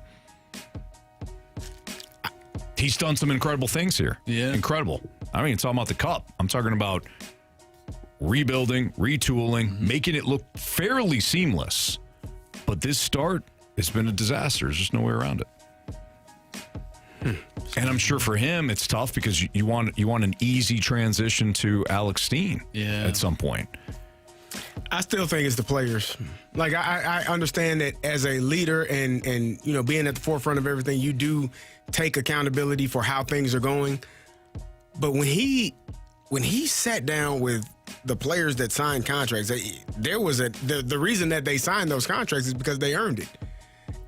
They deserved to make the money that they're making. They are just not playing to their capability. And maybe it was fool's gold. Maybe that was just a time that they were really good, and maybe not they're not. But I don't believe that. I think that they are good players. They're just not playing well enough now. Yeah, that's what I said at the beginning of the show, Carey. Like, I believe the team is capable of doing what they did last year at the end of the season, but they're just not willing to be detailed oriented in this stretch run of bad hockey. They're just not willing to do it. Yeah. And I hate saying that because they're the best players. It's the best league. Yeah. You hate calling a team soft, or you hate doing that. But it is what it is right now. It's just not. It's not working right now. It doesn't look good. Kirky's $1 billion in the snake pits, as Jamie always says, we need 5% improvement, but this is 10% regression. Oh. Tell him he's wrong. Tell him he's wrong. Tell Kirk he's wrong. He's not. I'll take your silence as we should move on. I think I'm just hockey? surprised that you agreed with something that Kirky $1 million. $1 billion. Well, it's $1 billion. Wow. It's the dollars I'm agreeing with, not Kirk. Gotcha. Yeah. Gotcha. All right. We have your shot right now to score a pair of tickets to see Motley Crue with special guests Tesla and Extreme on August 19th at Hollywood Casino Amphitheater. Tickets for Motley Crue go on sale this Friday at 9 a.m., but we have your shot to score. We have your chance to win free tickets to the show right now at 101 ESPN. All right. Here is your trivia question. Netflix had released a movie within the last, year or so about Motley Crue. What was the title of that Netflix movie on Motley Crue? If you have the correct answer and you're the 101st texter to 314-399-9646, you'll win the tickets to go see Motley Crue on August 19th. You can find all the ticket details and a bonus chance to register to win free tickets to Motley Crue at 101ESPN.com or on your 101 ESPN mobile app. Could Lane Kiffin actually leave Ole Miss? Does Carey believe so? Some of the reports out there indicate that maybe his family's doing some traveling to, Florida, Baton Rouge. We'll get into that next on 101 ESPN.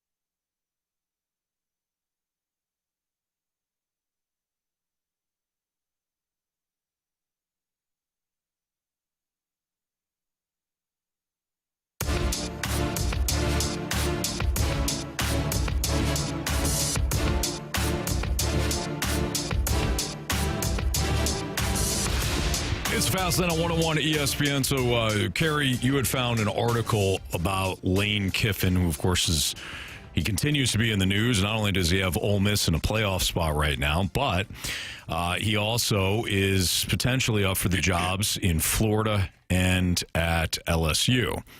There was an article put together, I believe, by, was it USA Today, Carey? Or New York Times? So. I think it was USA Today. New York Post, one of them. I gotta find it. There's the article argues that Lane Kiffin could regret leaving Ole Miss for Florida LSU at the end of the season. Actually, there's another article here. Okay. All right. Here you go. Ole Miss had reportedly, now Lane Kiffin did deny this, yes, but Ole Miss had reportedly given Lane Kiffin an ultimatum to decide on his future with the program by the November 8th Egg Bowl. The Egg Bowl is played annually between Ole Miss and Mississippi State on Thanksgiving. Kiffin is the top candidate at LSU in Florida. When asked after Saturday's game against Florida, Kiffin did not commit definitively to remaining at Ole Miss. According to The Athletic, private planes from LSU and Florida flew Kiffin's family to visit their campuses over the weekend. Kiffin himself did not go. Louisiana Sportsnet reported that Kiffin's ex-wife, Layla, with whom he shares 3 children and has reportedly reconciled with, was touring the city. Mm-hmm. Kiffin praised his current situation, saying he loves what we're doing here at Ole Miss and didn't want to discuss other jobs after the Rebels win over Florida.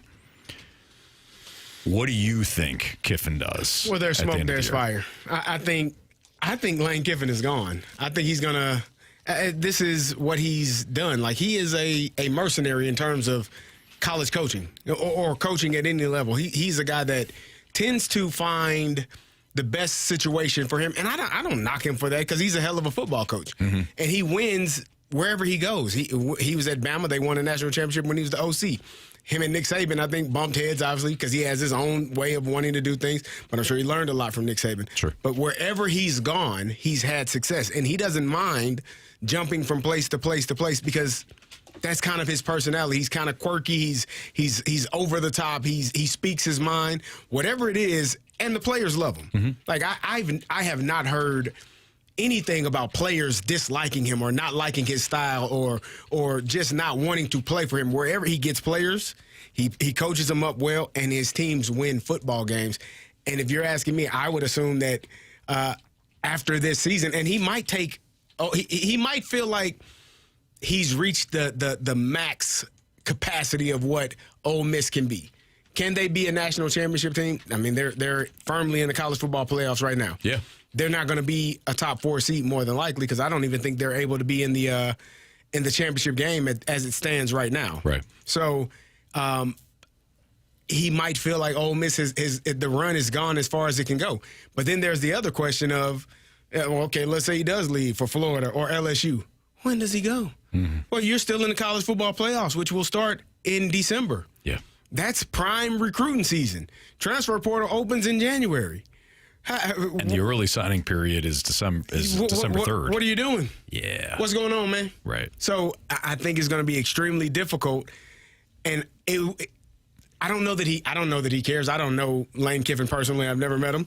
Yeah. But I think it would be very difficult to leave a college football playoff team to go to another place and not finish off the season when you have a chance to possibly win a championship. I couldn't do it.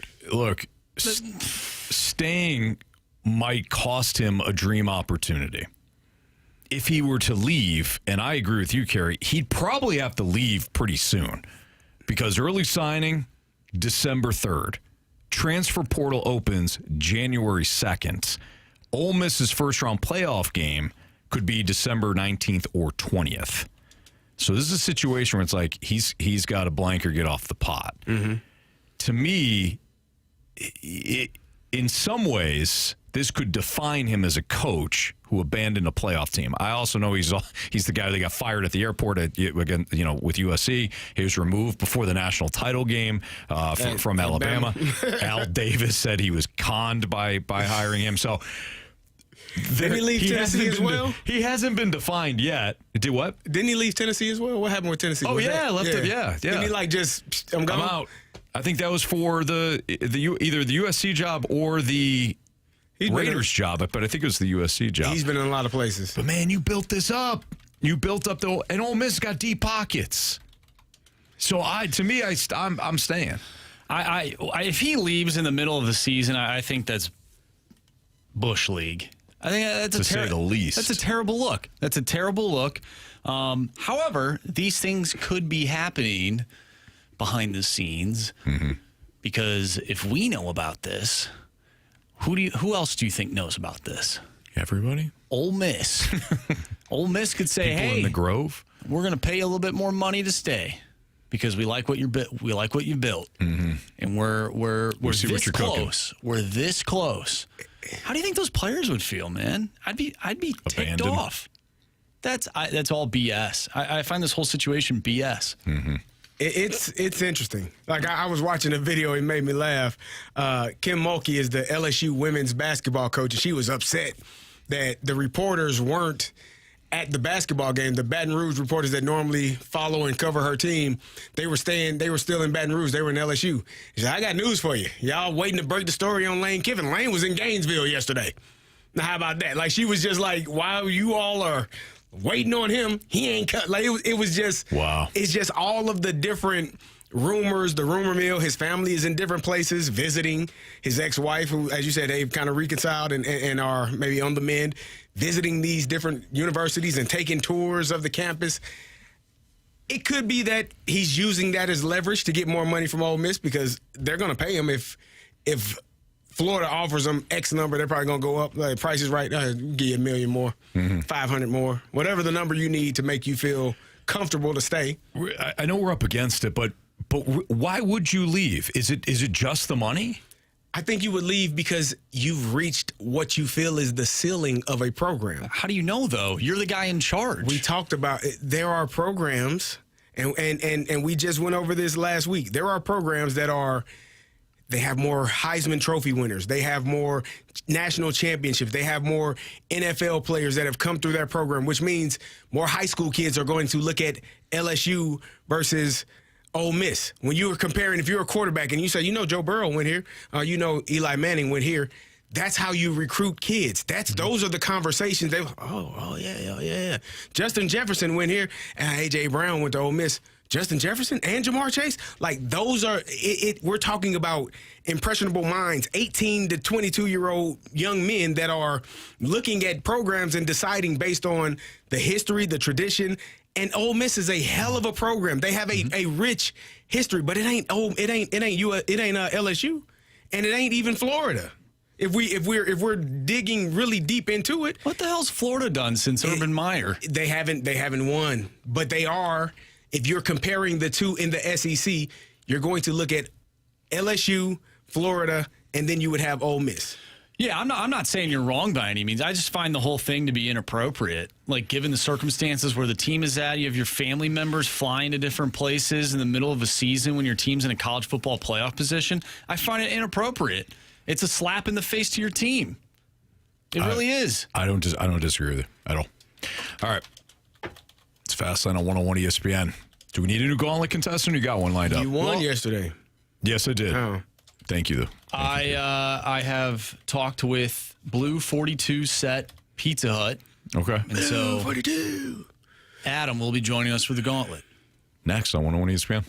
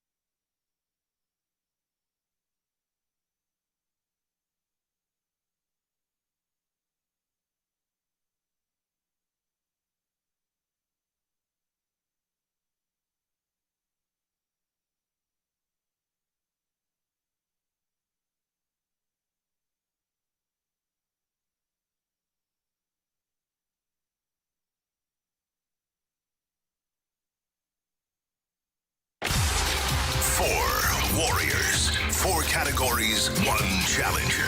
Can you survive the gauntlet? Brought to you by Blue Note Roofing. Roofing, siding, and gutters. Visit BlueNoteRoofingSTL.com for a free inspection. 405, your time check is brought to you by Clarkson Jewelers, an officially licensed Rolex jeweler with Carey Davis and Andrew Marsh. I'm Anthony Stalter. And we welcome in Adam to the program. What's up, Adam? How's it going? Good, man. Appreciate you joining us. Thanks for playing. Would you like to take on Marsh, Carey, or me in round one? Oh, I'll take on Carey. Carey Davis. Good luck, Adam. Thank you. All right, Adam, go ahead and tell Marsh to spin that wheel. Spin that wheel, Marsh. What are you hoping for, Adam? Oh, I think I've learned not to say. Okay. You know, the wheel actually provided some good stuff the other day for a listener. Yeah. All right, now that the wheel's done spinning, what did you want, Adam? I wanted football. Oh, against Carey. Well, it's not football. It's baseball today. Oh, boy. Uh-oh. Okay. Do you like baseball? I used to, but once the Cardinals stopped playing good, I stopped trying. watching. Yep, that's right. No, that makes sense. That does. All right. You're going to get 4 baseball-related questions. Each one is worth 2 points unless you ask for the options. If you ask for the options, those questions are worth 1 point. You ready? I'm ready. All right, Adam, here we go. In 2025, Alec Burleson was one of just 4 National League players to hit at least 290 and slug at least 450, along with Trey Turner, Freddie Freeman, and who else? Ooh. Aaron Judge. Final answer? Final answer. Question number 2. 10 years ago, Dansby Swanson became the first top overall pick to be traded before reaching the majors since which player? Oh, I'll take the options on that one. Options are Luke Hakovar. Am I saying that correctly, Anthony? Yes. Adrian Gonzalez or Delman Young? I'll say Adrian Gonzalez. Final answer. All right. Question 3. The late Oscar Taveras went 3 for 7 as a pinch hitter in the 2014 postseason. But his most memorable moment came during Game 2 of the NLCS against San Francisco. Who served up that game-tying homer to Taveras? I'll take the options on that one. Sergio Romo, Hunter Strickland, or Gene Machi? I'll say Hunter Strickland. Final answer. And question number 4. What is the team name of the Dodgers AAA affiliate? I'll take the options. Options are the Oklahoma City Pioneers, the Oklahoma City Comets, or the Reno Aces. I'll say the Oklahoma City Comets. Final answer. All right, let's bring back Carey from the Cone of Silence. Adam, how you feeling? I'm not feeling the best, to be honest. Okay, well, let's see how Carey's feeling here. Carey's sitting down. He just mentioned something. Jackson Dart, Ole Miss quarterback. Jackson Dart. Guy. Jackson Biden. All right, Carey, you wanted football. Adam also wanted football. We didn't get football. No, sir. You got baseball. Oh, okay. All right. You ready? Yeah. Pack a lunch. Here we go. In 2025, Carey, Alec Burleson was one of just 4 National League players to hit at least 290 and slug at least 450, along with Trey Turner, Freddie Freeman, and who else? Hit 290 and slug 450. At least 450. It would be too easy to say the National League MVP, wouldn't it?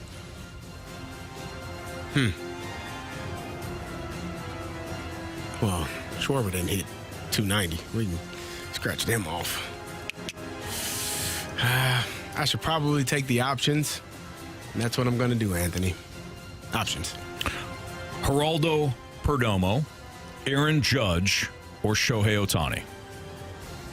You said National League or you said I thought you said National League. Would you like me to? Could you repeat the question? Sure. Okay. In 2025, Alec Burleson was one of just 4 National League players to hit at least 290 and slug at least 450, along with Trey Turner, Freddie Freeman, and who else?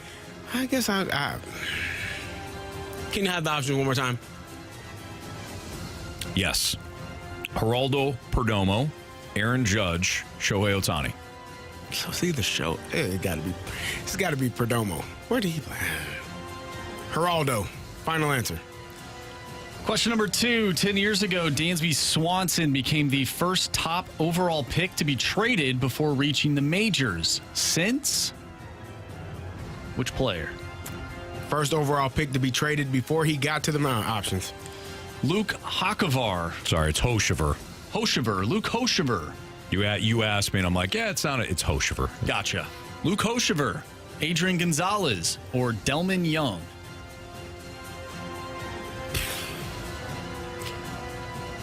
Delman Young. Final answer. All right, Carey. Question number 3. The late Oscar Taveras went 3 for 7 as a pinch hitter in the 2014 postseason, but his most memorable moment came during Game 2 of the NLCS against San Francisco. Who served up that game-tying homer to Taveras? Can I phone a friend? Sure. Anthony Stalter. Yeah. You're a... You want me to tell you the answer? Giant, sure. No, Okay. Give me the options. All right. Thank you. Sergio Romo, Hunter Strickland, or Gene Machi? Let's go Sergio Romo. Final answer. Question number 4. What is the team name of the Dodgers AAA affiliate? The Dodgers? You would think I know this, huh? Well, being a Dodger fan and all. Yeah, I don't pay attention to the minors. We got a major league club. Options, please. Options are the Oklahoma City Pioneers, the Oklahoma City Comets, or the Reno Aces. Oh, man, I have no clue. Oklahoma City's on there twice. How would Reno be? Man, that's kind of far. Can't have a Oklahoma to L.A. shuttle, can you? Gotta fly those guys back. Reno Aces. Let's go with Reno. Final answer. Whew, I'm gonna be sitting back there, ain't I, Anthony? Let's go over these. All right. Question 1. In 2025, Alec Burleson was one of just 4 National League players to hit at least 290 and slug at least 450, along with Trey Turner, Freddie Freeman, and who else? Without the options, Adam said Aaron Judge. Okay. Maybe he meant Arson Judge, as one of the people in the snake pit said. Carey went with Geraldo Perdomo, which is kind of the outlier. It is. Correct answer is? It is Perdomo. It is Perdomo. Nice job. Yeah, National League. So, Adam, I was sorry so about confused. that, pal. All right. CD up 1-0. That's not good. 10 years ago, Dansby Swanson became the first top overall pick to be traded before reaching the majors. Since CD took the options, went with Delman Young. Adam went with Adrian Gonzalez. Correct answer is? It's Adrian Gonzalez. Damn it. We're all tied up. The late Oscar Taveras went 3 for 7 as a pinch hitter in the 2014 postseason. But his most memorable moment came during Game 2 of the NLCS against San Francisco. Who served up that game-tying homer to Taveras? Adam, with the options, went with Hunter Strickland. I also would have went Hunter Strickland because he served up a lot of ding-dong Johnsons. He used to throw absolute smoke. I mean, right down the middle. Rooster high, right down the middle. Carey went with Sergio Romo and the old frisbee slider. That's Sergio Romo. Correct answer is? Yeah, it's Gene Machi. Gene Machi is the correct answer to that. Yep, Gene Machi. It's a good name. So we're all tied up, 1-1. Here we go. It ain't Reno, is it? What is the team name of the Dodgers AAA affiliate? CD, known Dodger fan, went with the Reno Aces. Adam went with the Oklahoma City Comets. You both took the options. If it's the Comets, Adam wins. If it's the Reno Aces, Carey wins. But if it's the Oklahoma City Pioneers, we got a walk-off. Adam. You have chosen wisely. You got him on a Dodger question, Adam. 2-1 victory today. It was the Oklahoma City Comets rebranded for 2025. So nice job there, Adam. You beat CD. You'll advance tomorrow to take on either Marsh or me in round 2 of the Gauntlet. Good job, Adam. Thank you. Nice work, Adam. All right, we'll call you tomorrow. Damn it, man. Awesome. See you guys. See ya. Carey. Yeah, it's okay. Yeah, what are you going to do? It happens. Yeah, it does. It does. I can't believe you didn't know that. Yeah, I know, right? You know what, man? You can't possibly know everything about everything. This is true. Although some people think you should since you're on the air. Mm-hmm. Yeah. Talking to me. Yeah. All right. So, Carey's going to head to the penalty box where we will talk about the Blues and whether or not they handed out one of the worst contracts in ever, Bob. That's next on 101 ESPN.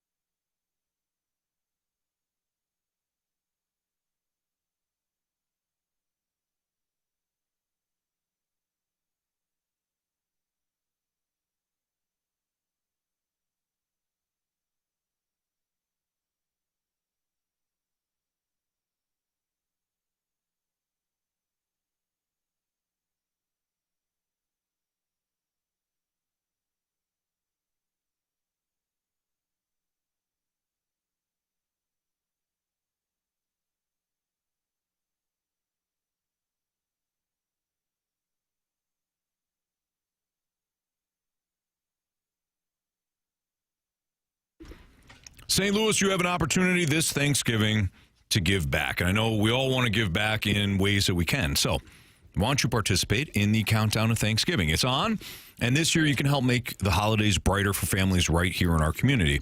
Now through November 21st. So we just got a couple of days on this. Only got until Friday. Lee's Famous Recipe Chicken and Hot Shot Sports Bar and Grill are teaming up with Coca-Cola to support Operation Food Search, and they need your help. Just drop off non-perishable food items at any Lee's or Hot Shots location. It's that simple. Your donation stays local and goes directly to Operation Food Search to help St. Louis families in need this holiday season. If you're dropping off at any Lee's or Hot Shots location, when you give, you also get. Every donation earns you a free Coca-Cola beverage, one per person per day, but always ice cold and always appreciated. Plus, you'll be entered to win an opportunity to have $100 gift cards from Lee's and Hot Shots, as well as hockey tickets from us here at 101 ESPN. So join the fun, spread some love, show what St. Louis Pride is all about, help make a difference in our community. Now through November 21st, drop off your donations at any Lee's Famous Recipe Chicken or Hot Shot Sports Bar and Grill location. It's all brought to you by Coca-Cola and your community partners right here at 101 ESPN.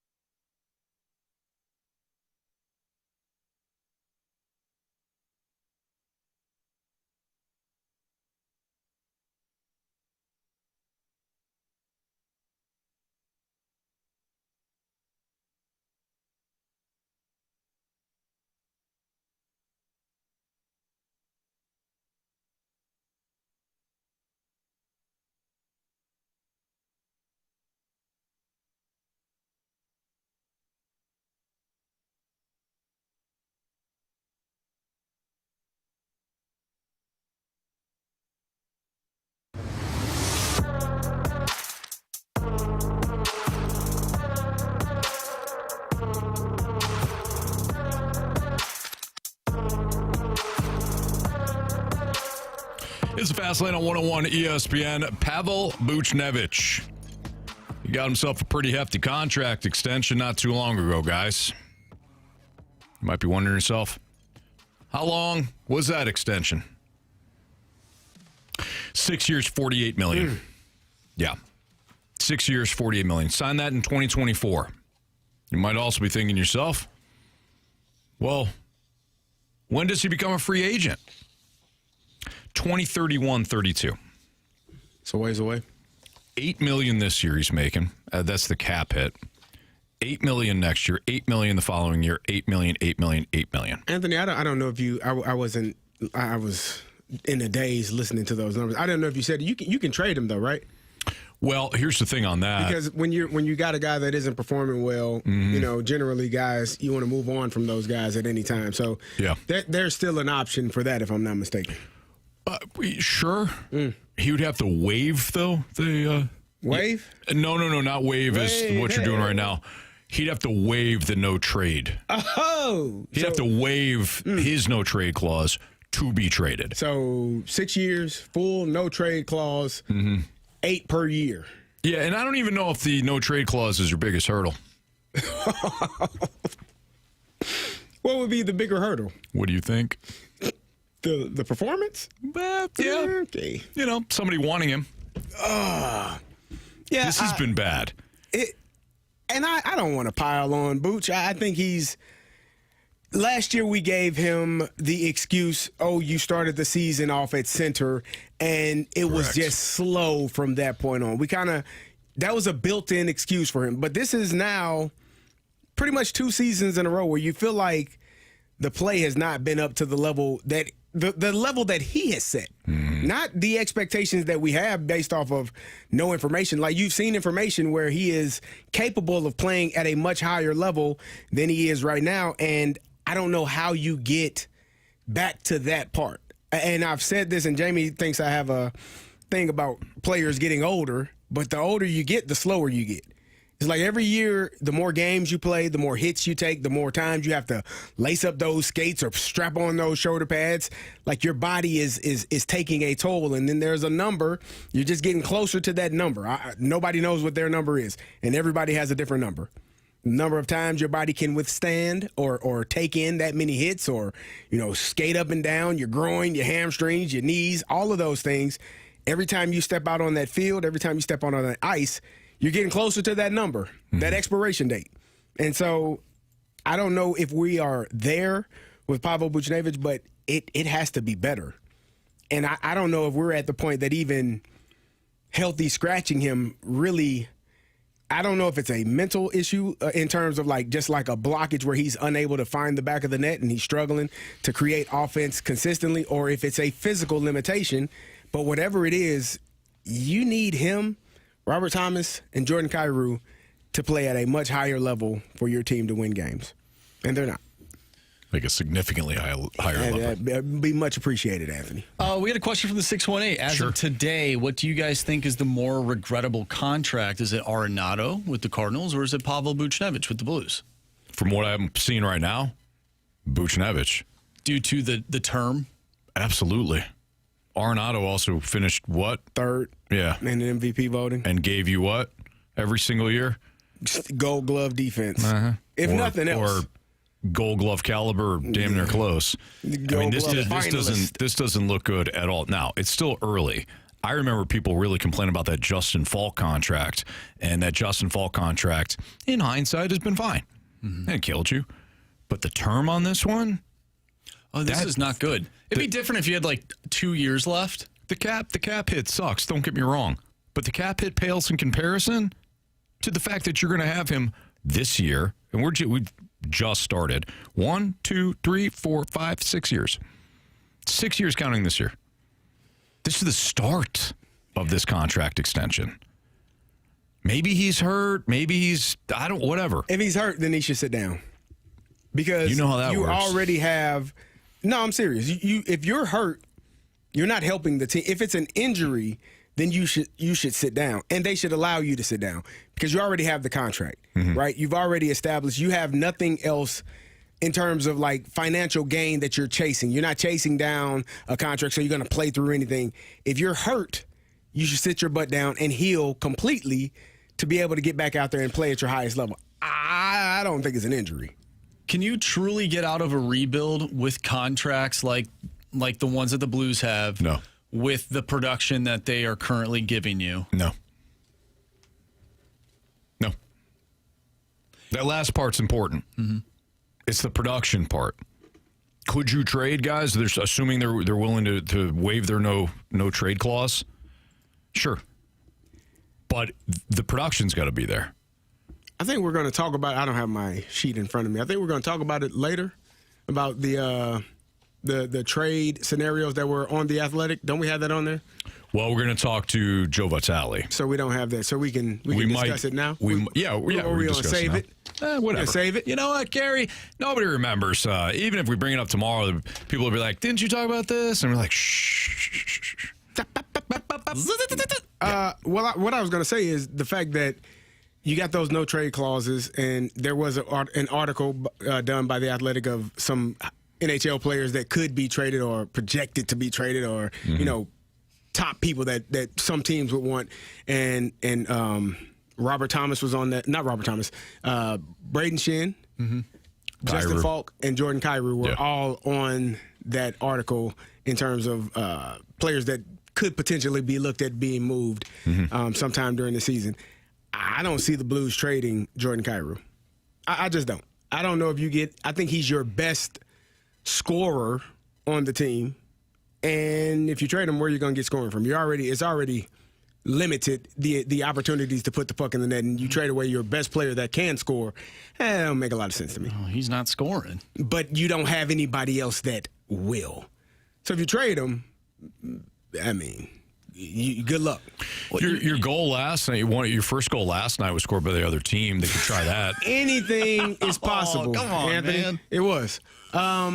And Booch, we talked about him, the contract and the no trade clause. Jordan Kyrou also has that. The no trade clause for Booch and the play. There are not going to be a lot of suitors that are looking for Buchnevich at this point. Mm-hmm. Braden Shen, maybe you could trade him. You thought about it. You kind of dangled that thought last year at the trade deadline. But what are you really getting back that is going to help this team? Now, I'm just putting this out there. There's another player that could be highly sought after, and you'd be trading from a position of plethora. You got centers playing wings, and you got some centers sitting in the press box. No. And I will guarantee that there will be people that will want Robert Thomas. Stop it. If you're telling me that this Athletic article has Jordan Kyrou, Justin Falk, and Braden Shen, I don't think any of those guys, Justin Falk maybe, but, again, what are you getting in return? You already have struggles on the D end anyway, so that wouldn't help. But if you were to trade, generally speaking, Anthony, you trade from a position of, that you have more of. Strength. Yeah. Yeah, but who's to say that the guys that they have on the team at that position can do what Robert Thomas does? I would argue that nobody can. No, you're right. But at the same time, if you're looking to get anything of value back, and I'm saying you're not trading Jordan Kyrou. I know people hate him. I don't give a damn. He shoots the puck, and a lot of these other guys don't. So deal with it. I'm being honest. Deal with it. Yeah, you need somebody to score. Only way you can score, Anthony, unless the team puts it in themselves, right? Like they did last night. I mean, again, you might want to think about it. Don't think it's going to happen too many times. You got to shoot the puck to score. Jordan Kyrou does that. Okay. I would push back. I would say that there's a reason why they went and got Pius Suter, because it felt like they didn't have enough at the center position. But now you do. That was before Dalibor Dvorsky was on the roster. Now he's here. He's playing well. You got Braden Shen playing the wing. Well, you got Bukestad playing the bench and sitting in. He's been playing the wing, and he's in the press box. Like, you got more centers now than you've had. I'm just saying. But then you get worse. And I think you get worse than what you are right now. Depends on what you get in guys, return. this is a crap sandwich no matter what. No matter what you do, no matter who you trade, we're all eating crap right now. And I don't want to trade Robert Thomas. But if I were the Blues and I were looking at a feasible option of who I could really get a really good return for, and I'm telling you, I'm not trading Jordan Kyrou, it would be Robert Thomas. At the end of the day, and I love Robert Thomas. Let's say you do end up doing that. That doesn't solve the problem that we started this conversation with. Number 89. And a lot of other players. Well, you ain't gonna be able to do nothing. You're not gonna do anything about it. So you're gonna deal with it. So you're gonna deal with it. And you're gonna watch it, Marsh. They all have no trade clauses. You're gonna deal with it, okay? I don't want to deal with anything. You're gonna watch it. Tomorrow you don't have night, a choice. Tomorrow night, you're gonna listen to it right here on 101 ESPN. Okay, and you're gonna love it. I don't know if I'm gonna love it. I could love it. They could switch things up and be a completely new team. I hope so. I got a list here, boys. Got a list, and for those that hate lists, it's just literally a list, not that I found elsewhere, just a list that I compiled. Okay. Oh, okay. Of teams. Do you have more questions about these teams, or do you have more answers about these NFL teams? That's next on 101 ESPN.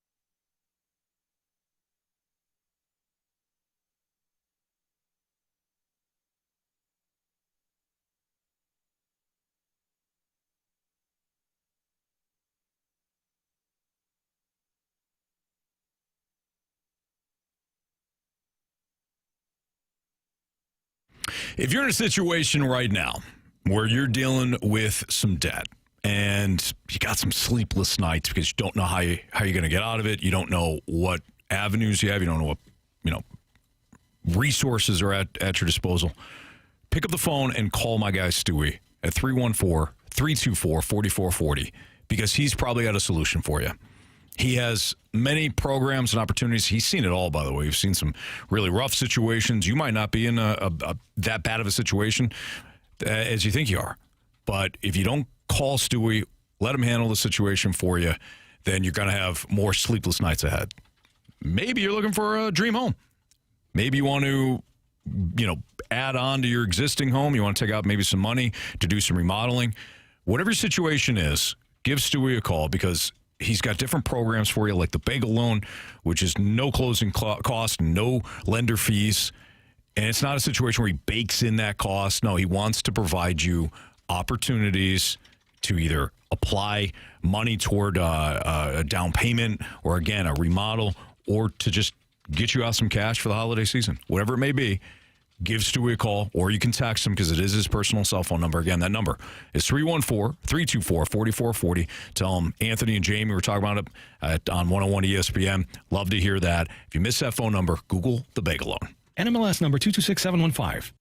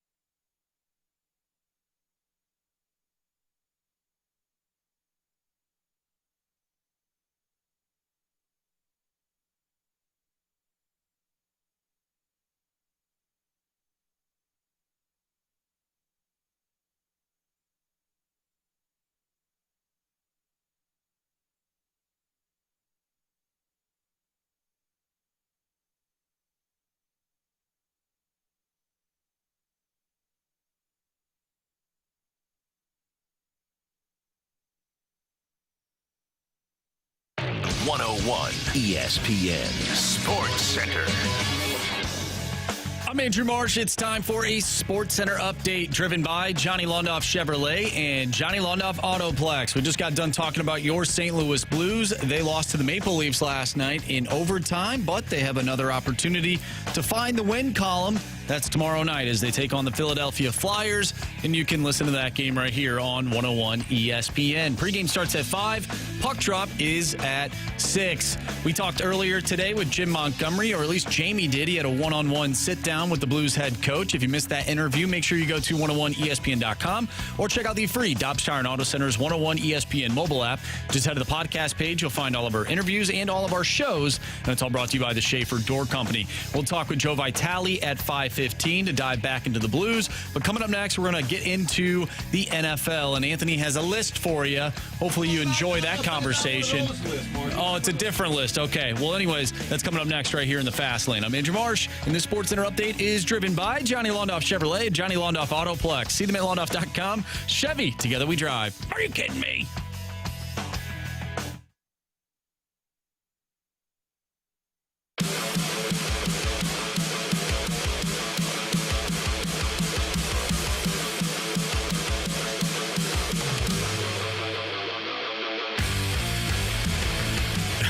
Snake Pit's got us rolling today in the Fast Lane. Man. Yes, Gator, he did pick the longest segment ever.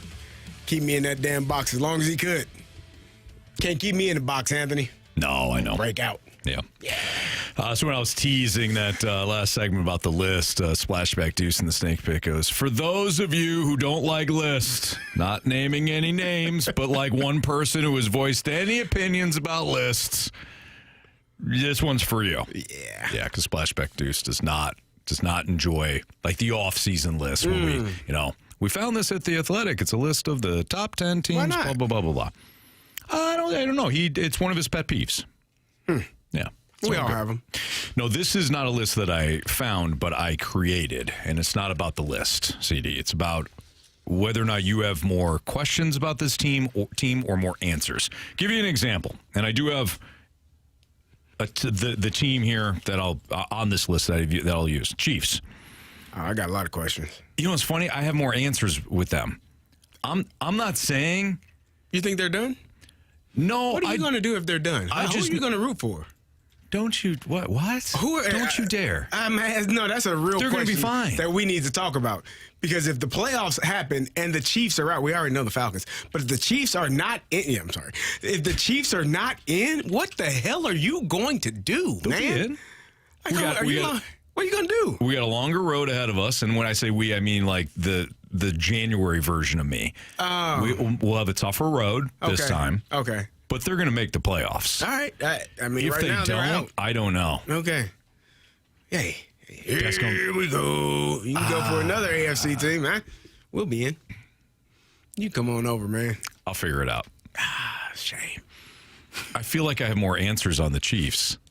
It's just it's not like they're going to find a running game. Yeah. One of the biggest issues that is causing them to be mediocre this season is not being able to control the game. Yeah. They can't control the game because they can't run the ball effectively. And I don't even think it's a situation where CD, and you maybe I'm wrong, you got a different opinion on this, but I don't even think it's a situation where if Andy Reid sticks with the run, they're just not effective with it. Yeah. And the offensive line has been an issue at times in pass protection, and I do think that has caused Patrick Mahomes to misfire. I think it's caused him to take more sacks than he's used to. It looks clunky, but I have the answers with the Chiefs. I'm not saying all's fine. I'm just saying I don't have a lot of questions with them as I do for some of these other teams. See, I feel like I have more questions because what the hell am I watching? Like, why are you completely healthy, for the most part, on the offensive line and at the skill positions, and it's not what I like to see from the Kansas City Chiefs? Mm-hmm. What am I missing? And then, I feel like I'm looking back on it now. Maybe it's been that way for a couple of years because I kind of felt that way about their offense and what they were unable to do last year and the team as a whole. Jamie.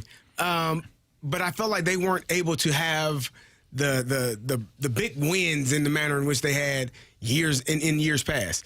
And last year kind of started that mindset. I'm like, they're going to lose at some point. And you're like, nah, they've won every damn game. And I said, Anthony, they're going to lose at some point. And they got to the Eagles and got come on, it did take to the Super Bowl. Not a problem, but, I mean, they found ways to win those games that they're losing this year. Mm-hmm. The exact, like, similar style of games that they were winning last year, they're losing now. And so it bears the question, like, what is the difference? That's why I have more questions. What happened? Yeah. Like, who are you? What the hell am I watching week to week? Why are you unable to sustain drives? Why are you not able to have the explosive plays? You'll have them here and there, but why are you not able to get the stops in the times where you need them?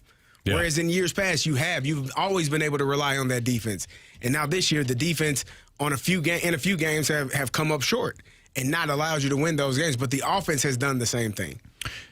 I'll give you an example of a team I still have questions about. Unlike the Chiefs, I feel like we know what the issues are. I don't know if they're going to be able to overcome those issues, but we know what the issues are. I don't know what the hell the Packers are. Oh, me either. I have more questions about the Packers because I think you're a good team. I know you're well coached. I know you have a quarterback that can make plays.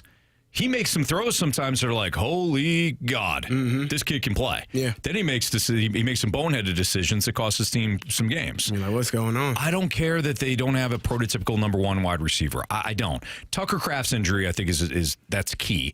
But the way Jordan Love spreads the ball around, I got no issue with that. Josh Jacobs has got to be healthy in order for their running game to be good. But I know the defense is good. Yeah. But like the questions are, okay, then why aren't you better than what you have shown? Because the first couple weeks, I thought this is the best damn team in the NFC. Now I'm like, I don't know if you're the fifth best team in the NFC. Yeah, losses to the Browns, the Panthers, a tie to the Cowboys, that'll do that. And you gave up 40 points to the Cowboys, which and they have a good offense, the Cowboys do, but defensively you just didn't get enough stops or any stops. But the games that you have lost, you lost 10-7 to the Eagles. You gave up 10 points. Where's the offense? Right. You lost 16-13 to the Panthers. Like, that's more. That's 3 touchdowns that your offense needs, and you only got 13 points. Right. So there are a lot of questions because I think Matt LaFleur I think he's one of those genius mindset offensive play callers that creativity, finding the easy passes for your quarterback, finding guys to get open, that they find ways to get open. It just becomes natural for the offense, and I think it's very comfortable for a quarterback-friendly offense, in my opinion, because you always have people that are open. But right now, offensively, at times, they're struggling to find a way to put points on the board. Yeah, that's why I'd fire him. Anthony, immediately. You have an agenda all your own. Yeah, I do. And Matt LaFleur is probably not going to. No, he's not getting fired. They got a coach. Who? The Falcons. He's a good coach. Good one. No, he's not. All right.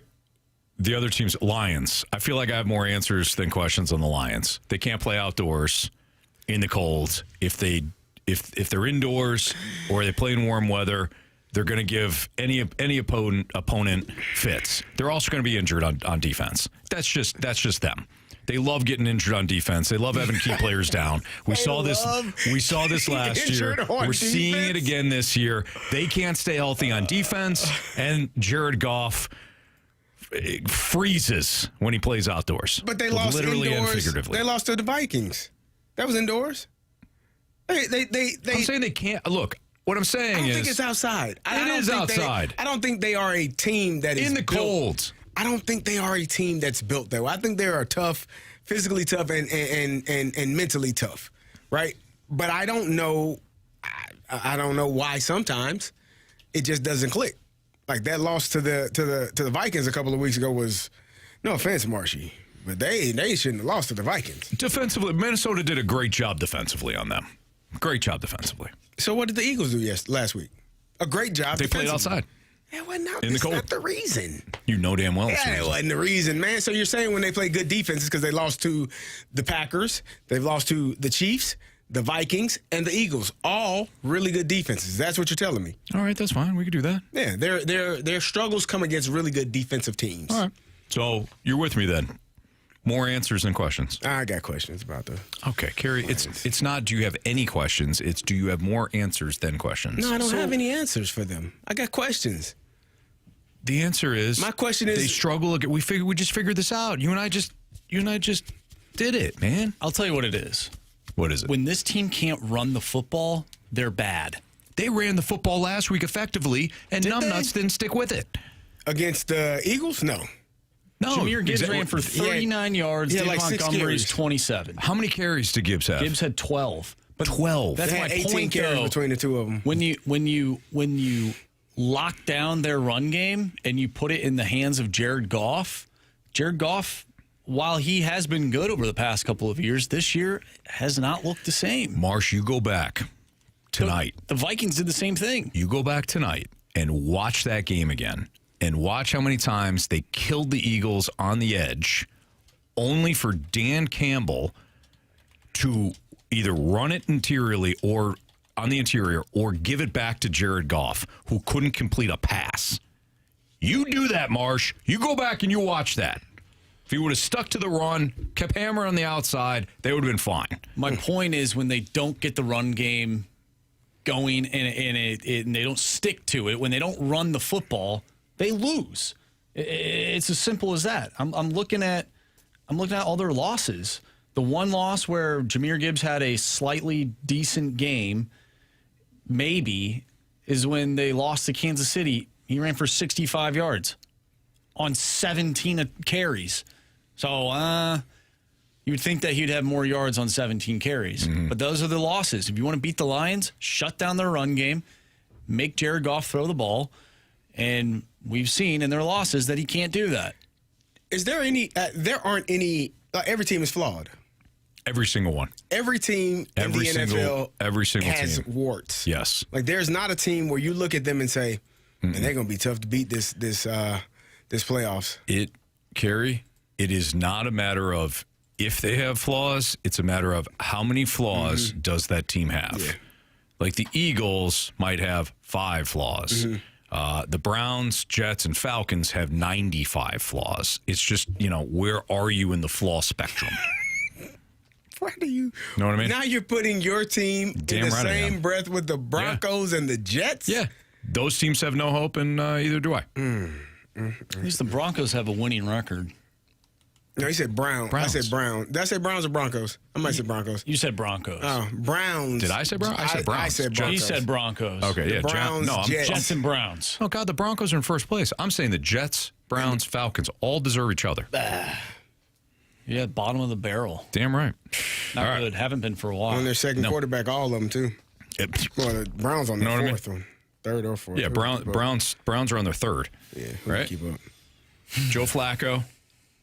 Did Kenny Pickett start a game? Or was he traded? No. He traded before the season. He was traded before, He was with Vegas. Yep. Know what I mean? Third quarterback?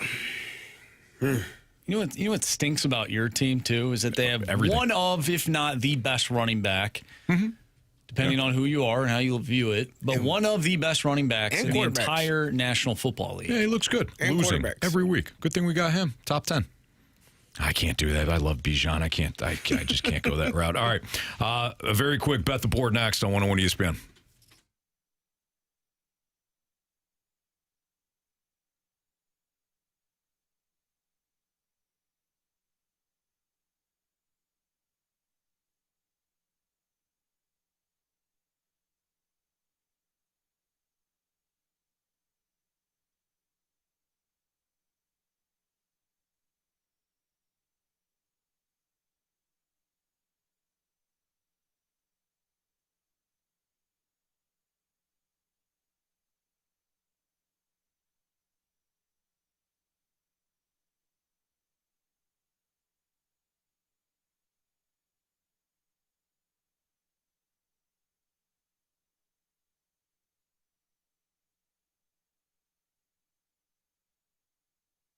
Hey, it's Carey Davis, and if you're in the market for something new, a new vehicle, then visit my good friends of Genesis of St. Charles.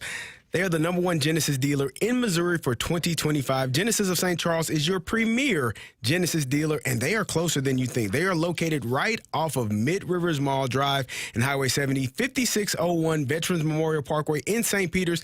Experience the luxury service at their state-of-the-art facility. It is wonderful. They have tons of new Genesis models in stock ready for you to take home today. Don't wait. Now is the time to visit, because during the signature event at Genesis of St. Charles, they want your trade-in. and they are willing to pay more for it on any new Genesis purchase. No games, no gimmicks, just upfront pricing. Unlock the e-price today. Every purchase comes with 3 years of complimentary Genesis Service Valet. That means complimentary vehicle pickup and delivery, plus a loaner vehicle at no additional cost. If you're in the market for something new, let Genesis of St. Charles bring the test drive to you.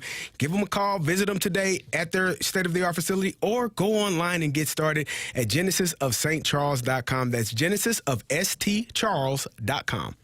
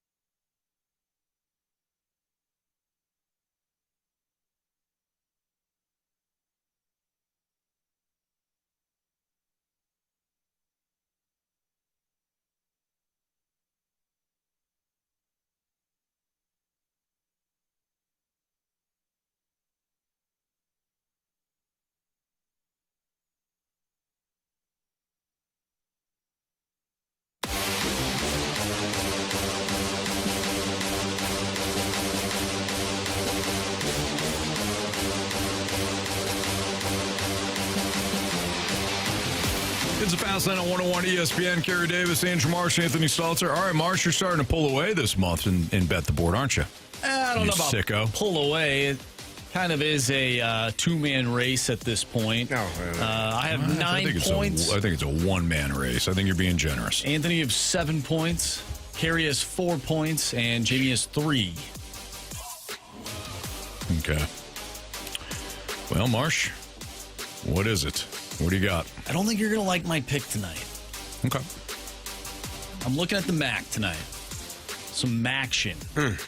Kent State taking on Anthony's Central Michigan Chippewas. Kent State. Let's take a look at their record. Well, they're under 500. They're 4-6 on the year. However, they're 3-3 in the conference. I'm looking at their home record. They're 3-1 at home. Central Michigan 2-4 on the road. Now, a lot of these losses that Kent State has this season come from Texas Tech, who is ranked 24, Florida State, who is ranked 7th, Oklahoma, who is ranked 5th at the time. There's 3 losses to, at the time, top-ranked teams. But with that being said, Kent State, I have them at plus 9.5, alternate spread, plus 9.5 to cover at minus 136. I don't know if you showed up to work today wanting to hurt me, but congratulations, I didn't say you that did. Central Michigan had to lose by any means. Still going against them. I mean, not really. I'm just hoping it's a close game. We need this team to be battle tested for the MAC championship. Can you read some of those? Can you read those names off that Kent State has played again? Yeah, Texas Tech Gave up 62. Florida State, Gave up 66. Oklahoma. Got shut out 44-0. That's a team, Anthony, that is trying to make their way into the college football playoff picture. You go against those teams, I tip the cap, because now if you beat those teams, guess where you are? You're probably number 1 in the country. That's a MAC team that if they had won those games, I would be standing on the table saying, yeah, that's a group of 5 team that deserves to be in. Give me those teams. Now you're going to lose some of them, Anthony. It's life. But you learn from it. And you get better. You know what? We flew all the way out west to play San Jose State to open the season, and we didn't lose. That's San Jose Then we State. flew all the way back to Pittsburgh, and we're in that game until the fourth quarter against Pittsburgh. Then we went up to Ann Arbor, and we played Michigan. Yeah, you had 3 road games, back to back to back. Yeah. Yeah, wasn't great. But you all have a chance to make it to the MAC championship, You're man. damn right we do. You're right there. Damn right we do.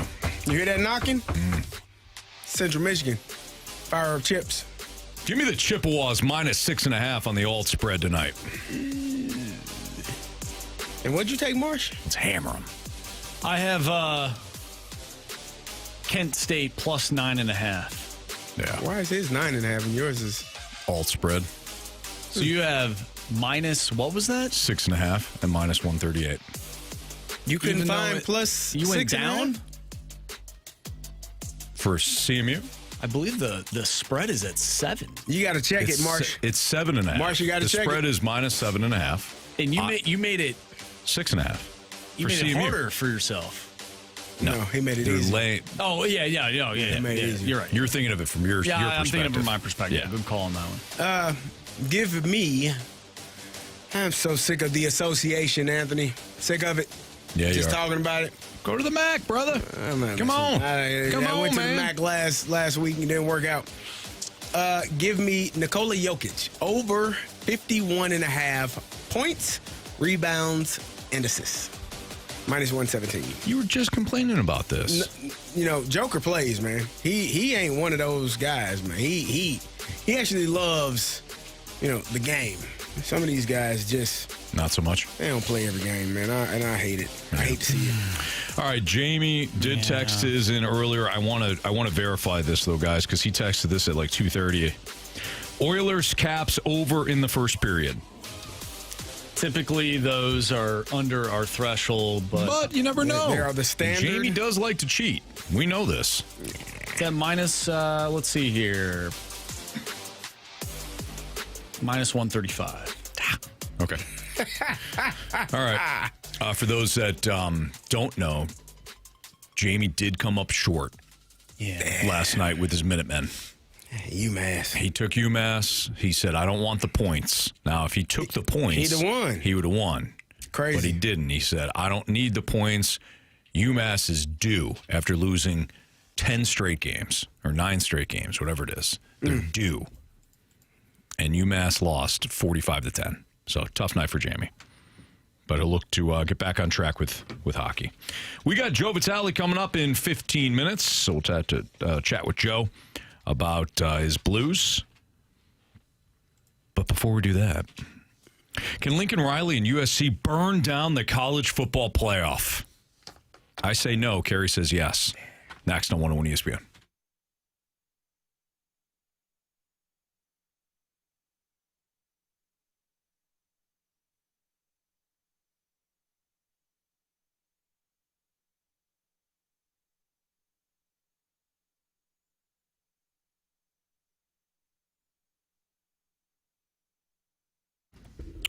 You can play all season long for the NBA at Underdog Fantasy, and you can make your entries and win money right now in Missouri. You get paid for your NBA hunches. If you're correct on a night like tonight, man, you can win up to 5,000 times your cash just for playing for as little as $1. Playing an Underdog, I talk about it all the time, man. It's easy. Just go to the website or visit the app, sign up using my promo code, which I'll give you in a second here, and then you can choose whether or not certain players are going to go higher or lower on their stats. And they got it all. They got points, they got rebounds, they got assists, they even got fantasy points. I mentioned this yesterday.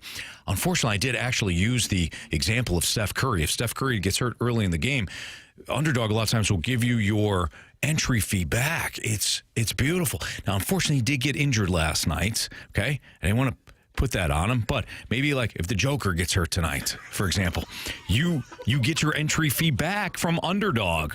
It's great not that you get hurt, but it's great that you do get your entry fee back. It's fair. So I like Joker to go higher on his point total tonight. Maybe you want to fade that. Kevin Durant, let's go higher than 2.5 3-pointers made. Donovan Mitchell, higher than 27.5 points. Those are my entries. If you want to choose those or fade those, that's completely up to you. Download the app today. Use my promo code Anthony to score $100 in bonus entries when you play your first $5. Again, that promo code is just my first name, Anthony, at Underdog, where you can make plays and win money. Must be 18 or older and present in Missouri. Terms apply. See assets.underdogfantasy.com/web/play and get terms. _DFS_.html for details. Concerned with your play, call 1-800-GAMBLER or visit www.ncbgambling.org.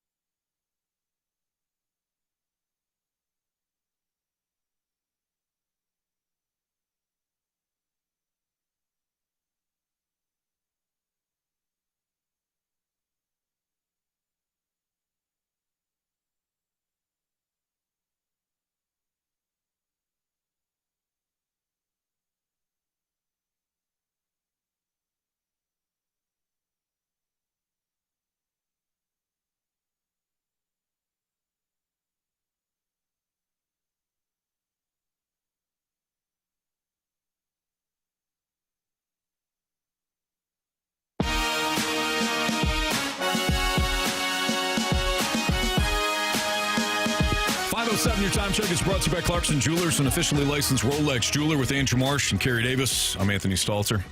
Lincoln Riley and USC could create some major chaos in the first year of the 12-team college football playoff. If number 15 USC, who's 8-2, upsets number 5 Oregon, who is 9-1, it could overcrowd the playoff bubble with too many 10-win Big Ten and SEC teams. A 10-2 USC or a 10-2 Oregon could be left out of the playoff, which would undermine the credibility of the 12-team system, as we've discussed with the horse bleep group of 5 selection or horse bleep ACC selection. Because Georgia Tech, in this scenario, should not be ranked ahead of USC or Oregon if either is a 10-win team. That'd be brutal. It's going to be difficult, and it's going to be interesting. And in the article, it talks about as soon as a 10-win team of USC's magnitude gets rejected, the 12-team format is no longer sustainable for the Big Ten. Or conversely, if a 10-2 Oregon team gets rejected, and then you fast forward a week later or a couple of weeks down the road, what if Michigan beats Ohio State? Now you got 2 more 10-win Big Ten teams. One of them is not going to make it. So it becomes a huge question where if Lincoln Riley does beat Oregon this weekend and they finish out the season with a 10-win record, we got some conversations to have, because the conversation going into it was you win 10 and you're in. Yeah. If you're in the SEC and the Big Ten. No disrespect to the other conferences, but those 2 conferences are the toughest 2 conferences in college football. So if you have a 10-win Michigan team, a 10-win USC or Oregon team, and those teams are on the outside looking in because you had to put in Tulane, right? Or you had to put in the ACC champion. Cool, right? Those are real questions that those conferences are going to have. Like, wait, whoa, what are we doing? Because there's no way you keep a marketable franchise college program like USC at home, and you're telling the good folks that they got to watch Tulane play. And no versus offense to the Green Wave. No offense to the Green Wave, man. It's a hell of a year what they're doing right now. Hell of a wave. Not mad at them at all. But let's be real here. So that I think if USC does win this game and they go on to become a 10-win team, you'll be looking at expansion next year for sure. By the way, I did say Splashback Dude said, did he say first year? I meant second year. Second year of the 12-team college football. Sometimes we format. Misspeak. Yeah. It happens. It happens. I do it more than most. I completely agree, Carey. You'll get no argument from me on this. You're absolutely spot on. I don't even know if it's an expansion. Maybe it's just tweaking the rules. Exactly. Which, by the way, is fine. They did this to get to the 12 team. Correct. They also adjusted something that they knew they erred on. I got no problems. Let me finish saying the thought. Group of 5. Yeah. Well, no, last year when, yes, exactly. Had to have a first seed. Yeah, come on. Yeah. They changed that up. It's the right thing to do. I don't think we need to say, top 4 seed. This has got to be perfect. Yeah. This has got to be perfect. No, if you realize that something needs to be tweaked to the format or you need expansion on it, great. I'm cool with 16 teams. Now, do you seed them out like the first 2 teams get a bye? I don't know how I would have to look at it and see how the numbers work in order to figure out who gets the bye, because the bye is extremely important. The less amount of games you have to play, if you can get an extra week of preparation and recovery and all of those things because you had a great season, I'm a proponent of that. But 16 teams, I don't need this. 32, I don't care. There aren't 32 teams that can win a national championship in college football. I mean, it's probably not 12. It's probably not 12, but it's definitely 12 if you have the USCs and the Oregons or like those instead of. And again, no offense to any of you Green Wave fans out there. Just was down in Tulane a couple of weeks ago. We love you. It's a great place. Well coached. Yeah, good program. Yeah, great place. But yeah, no. Nothing against Meweldy Moore. That's my guy. Mm-hmm. Yeah, Green Wave. Love him. You got to go the other way. So it's got to be 14 teams? I don't think it has to be 14. I think they need to adjust the criteria of the group of 5 and maybe even the champion. Who are the teams that are out right now? BYU, USC, Utah, and BYU and Utah. That's a scrappy BYU team. Marsh, BYU and Utah. That's a scrappy Marsh, what's the difference? Don't you dare. What's the difference? Put the group of 5 team in. You'd rather see Tulane than BYU or Utah? Shame on you. I'll watch to see how shame on you. Beat. That is shameful. I can't believe the words that are coming out of your mouth right now. I know, harsh. It sounds insane. It sounds bad. Tulane over BYU or Utah? He said, what's Both the teams difference? are losing. Who cares? Put the group of 5 in so they, So what, they get trucked? This group of 5 hasn't earned it. What if they win? How many losses does Tulane have? Two. They lost to James Madison. Ole Miss, and they lost to UTSA. Okay, you can't. You just can't, man. Why is James Madison not in that spot? Because They only have one loss. They haven't played anybody. They shouldn't have any losses. They lost to Louisville. They shouldn't be. If you want to be in there, you should at least beat Louisville. You know who else is in there who lost to Louisville? Let me think. Miami. Why are they in it then? Oh, they shouldn't be. Well, they'll be that's out. right. That's right. They're not going to be. They'll get kicked out soon enough. Yeah. Miami's time is coming. Yeah. I don't really care, to be honest, because at the end of the day, one of the top 4 teams is probably going to win the national championship. Nah. I think Oregon has a chance. They never can win the big game. I like to see Oregon play against. It would be cinematic to watch Oregon beat Ohio State in the game that takes them to the national championship, like what Ohio State did last year. Who's Oregon's biggest win this year? Iowa? Well, I'd still give it to Penn State because Penn State. At Penn State. Overtime. It was Penn State when Penn State was still Penn State. No, you could argue that Penn State was always that Penn State. There's a reason why their coach got fired. I think that loss set forward what we eventually saw. Yeah. Which is a complete destruction. Yeah. You know what I mean? Do you feel the same way? So we just had that conversation about the NFL. Like the Penn State that nearly beat Indiana. Indiana should be embarrassed that they nearly lost to Penn State. That Penn State program. Oregon on the road earlier in the year, I give them the credit. I don't know. I like to see the group of 5 in there just for the hell hell of it, man. Just throw them in there. Throw them in there. I think that's why I think you got to consider the MAC championship. Did you hear that non-conference schedule that Kent State played?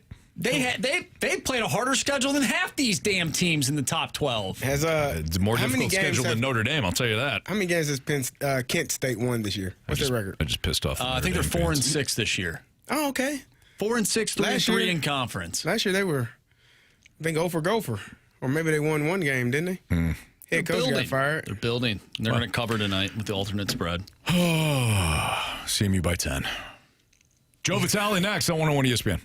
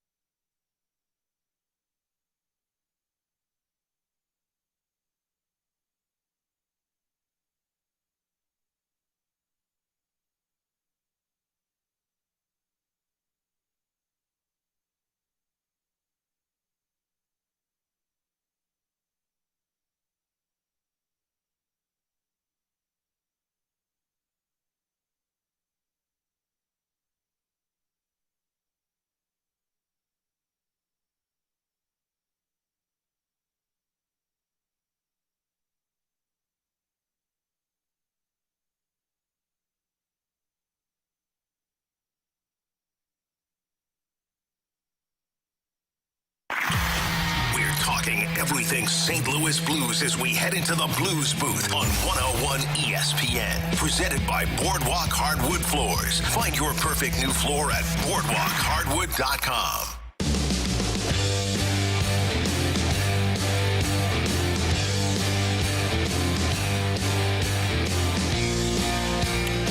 With Andrew March and Carey Davis, I'm Anthony Stalter. Let's head to the Collier and Thompson phone line. We're joined by Joe Vitale, who has been on the calls for the Blues, the FanDuel Sports Network. Joe, how you doing today? Hey, boys, I'm doing great. How you doing? Well, we're tired of watching the Blues lose, and I'm sure you are as well. And I hate to start it that way, but look, people want answers. All right, Joe. So let's start. Let's start here. I opened the show today talking about I don't know how the Blues win games. I don't know how the Blues. Well, we know how the Blues lose games, but I don't know how they win games. Meaning, I don't know what the identity is. I don't know what they're trying to be when I watch them. Can you provide maybe some intel on that? What's the identity for the Blues? Because if they're going to figure it out, they're going to have to rely on said identity to move forward. Yeah, I think that we saw earlier in this year, Stalt, that I think this team, they flirted with this idea that they can be like the, 1980, Russian elite team in the Olympics. Like, you just go out there and let your skill take over. And, a lot of teams, of course, want to play that style. Everyone wants to be, like the Tampa Bay Lightning and the Colorado Avalanche and the New Jersey Devils.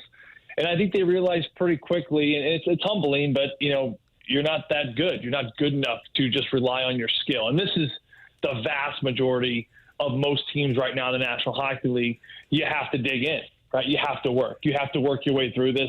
You have to compete. You have to play with an edge. You have to play with an attitude. You got to get to the tough areas. And I think that, they got a hold of that early. And I think that started to build, right? And then it seemed like every time they discovered something that they needed, something else fell off. Alex Ferrari and I were actually talking about the other day. It almost felt like the season so far, quarter way through, it's almost like that whack-a-mole game where you're like, okay, so it's we have to compete. You whack that. Okay, you figure that out. But then all of a sudden the goaltending popped up. Then you have to whack that. And they seem like they've solved the goaltending issue. But then other areas now popped up. Special teams, whack, right? That's kind of sorted itself out at times. And then all of a sudden right now, the big thing is, consistency from your top guys, and they're trying to whack that one. So it's the ebbs and flows of a team that, you figure out a couple things here, and then a couple little warts pop up over here. And for this coach, Jim Montgomery, he's slowly trying to chip away. I think the big one right now that this group feels like they're trying to overcome, and they think that they can really kind of reshape things, is, a way more aggressive defensive zone. It's a defensive structure that was just not working. One that they really sat back a lot, took away the middle of the ice. When you do that, you're not allowing a ton of chances. That's something they had to resolve because way too many chances were happening.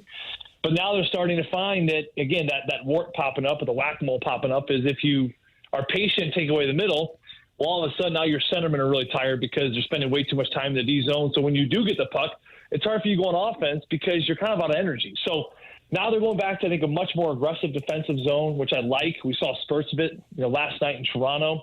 That was a hard-fought game. I know Toronto was missing some top players, but don't be mesmerized by the top players because they played hard. They were a team that needed to respond to. They played hard under Chief. They were physical.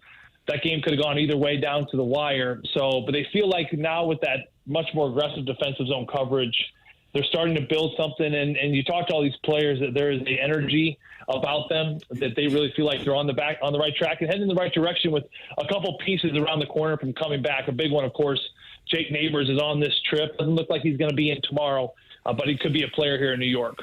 Joey, talk to me about that final goal by the Leafs. You got two Blues, Booch and Broberg over there battling for the puck, and then it looks like Holloway is below the goal line, and you got two Leaf players pretty much, in front of the net ready to do whatever they need to do. How do you handle that situation, and what could they have done better in that situation? Yeah, it was the difference of the game, and one of the areas, Carey, that Jim Montgomery has talked religiously about consistently lately has been using the term digging in. We have to dig in. We have to win battles. We have to get to the tough areas. the whole game last night, all the way up until I'd say that final battle, the Blues were very good. They were winning a ton of battles. They were competing, right? But it goes to show you can do that for an entire game, and maybe that last battle that you don't get, that makes a difference. And that's all that it was. It was a battle in overtime. It was a heck of a play. Two things seem to be true here, and I think in life a lot of times I'm starting to see more and more that there can be two truths happening at the same time. And the first truth, of course, is that Jonathan Tavares just makes a hell of a play. Mm-hmm. I mean, he really does. I mean, he's been out there for over a minute and a half. He's exhausted, right? He protects the puck in the offensive zone. His two buddies are changing, right?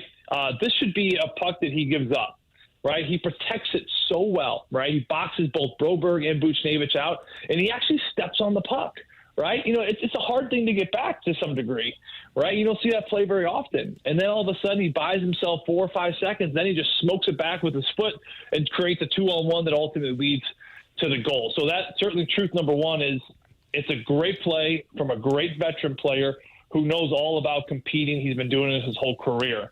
The second truth, though, is if you're the St. Louis Blues, just being real, you got to have it.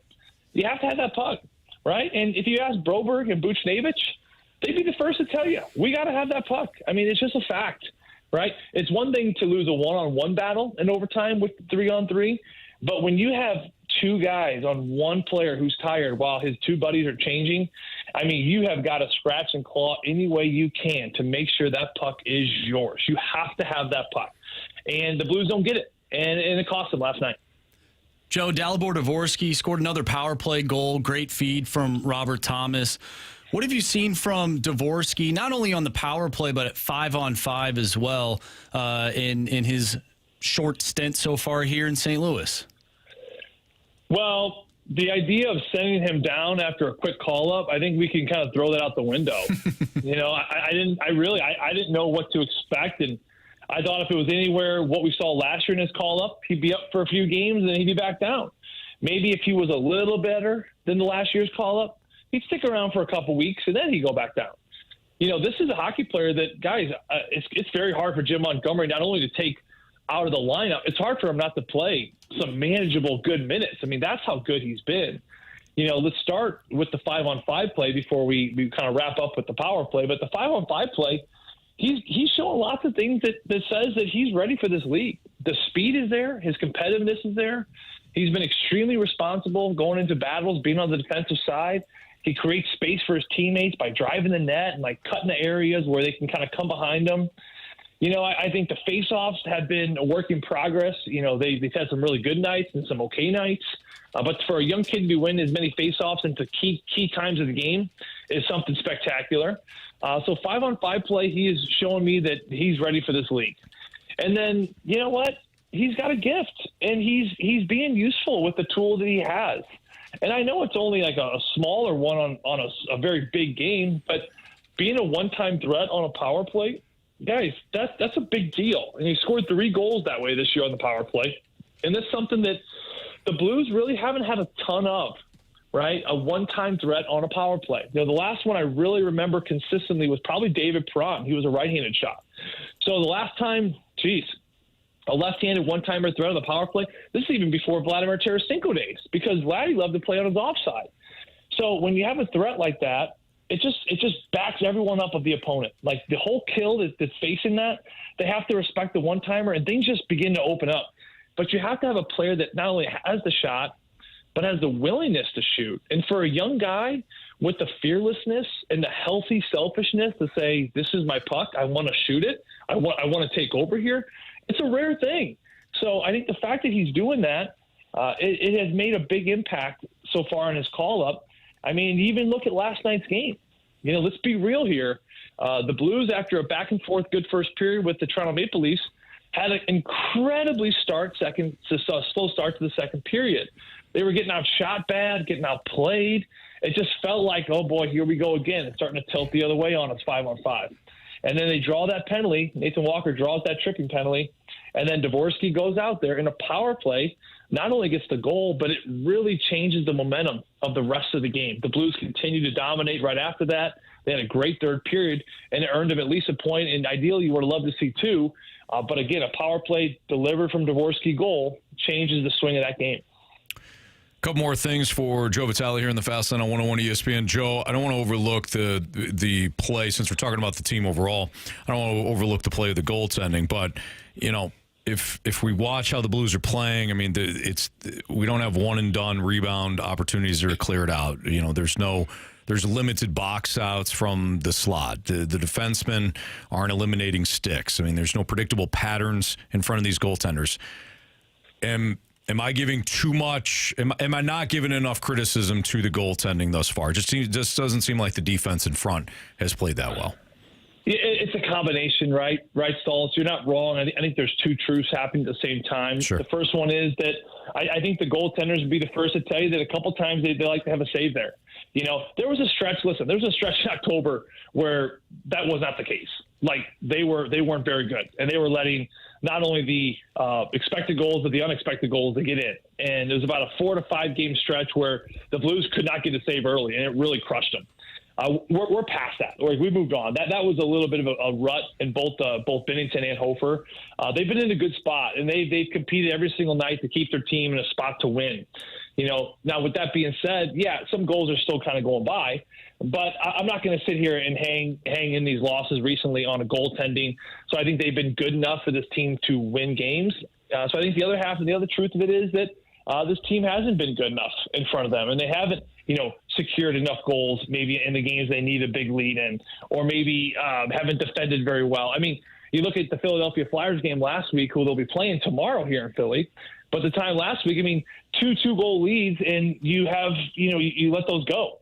I'm not going to sit here and hang those 2 goals on Binnington in the third period when you have a 2-goal lead. I mean, both ended up being turnovers that led to chances right in the high slot. I mean, that just kind of is what it is, right? You do allow 5 goals and you lose that game in a shootout 6-5, but that to me has kind of been the story. Yeah, you like to have a save there, and in times Binnington would be that goalie to make those saves, but you're also coughing the puck up in the most coveted area of the ice too, so that's not healthy. So it is a combination of both, and I do believe that a little bit of goaltending and a little bit of defending in front of them is certainly a combination for why it hasn't been good. I'll finish with this. I don't care if it's Logan Thompson, who's probably one of the best goalies in the league right now. You put Logan Thompson in his exact same Blues team based off of how they played. I don't know if the record would be much different. Joe, we appreciate your time. We'll chat with you again next week. Sounds good, boys. You guys have a great night. All right, you too. Thanks. That's Joe Vitale. That's Joe Vitale here in the Fast Lane on 101 ESPN. Blues, Flyers, pregame tomorrow starting at 5, puck drop at 6 o'clock. If you like a bad football team, I got great news for you. That team's going to be bad for a while. I'll explain why next on 101 ESPN.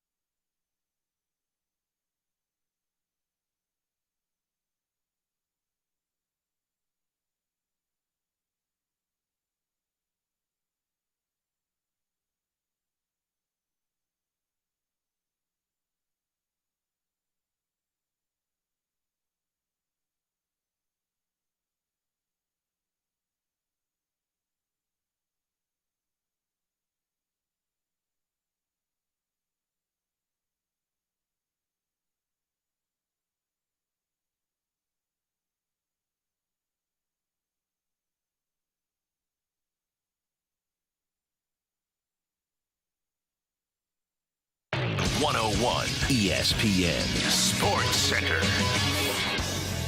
I'm Andrew Marsh. It's time for a Sports Center update brought to you by Saliga Heating and Cooling. We talked earlier today with Jim Montgomery. Jamie did. He sat down for a one-on-one interview with Jim Montgomery, Blues head coach. We also just got done talking with Joe Vitale. So if you missed any of those interviews, make sure you go to 101ESPN.com or check out the free Dobbs Tire and Auto Center's 101 ESPN mobile app. Just head to the podcast page. You'll find all of our interviews and all of our shows there. And it's all brought to you by the Schaefer Door Company. After losing in overtime to the Toronto Maple Leafs, the Blues have tonight off, and they'll be back in action tomorrow taking on the Philadelphia Flyers. Pre-game for that one right here on 101 ESPN starts at 5 o'clock with the puck drop at 6. I'm Andrew Marsh, and the Sports Center update is brought to you by Saliga Heating and Cooling, a Daikin heating and air conditioning dealer.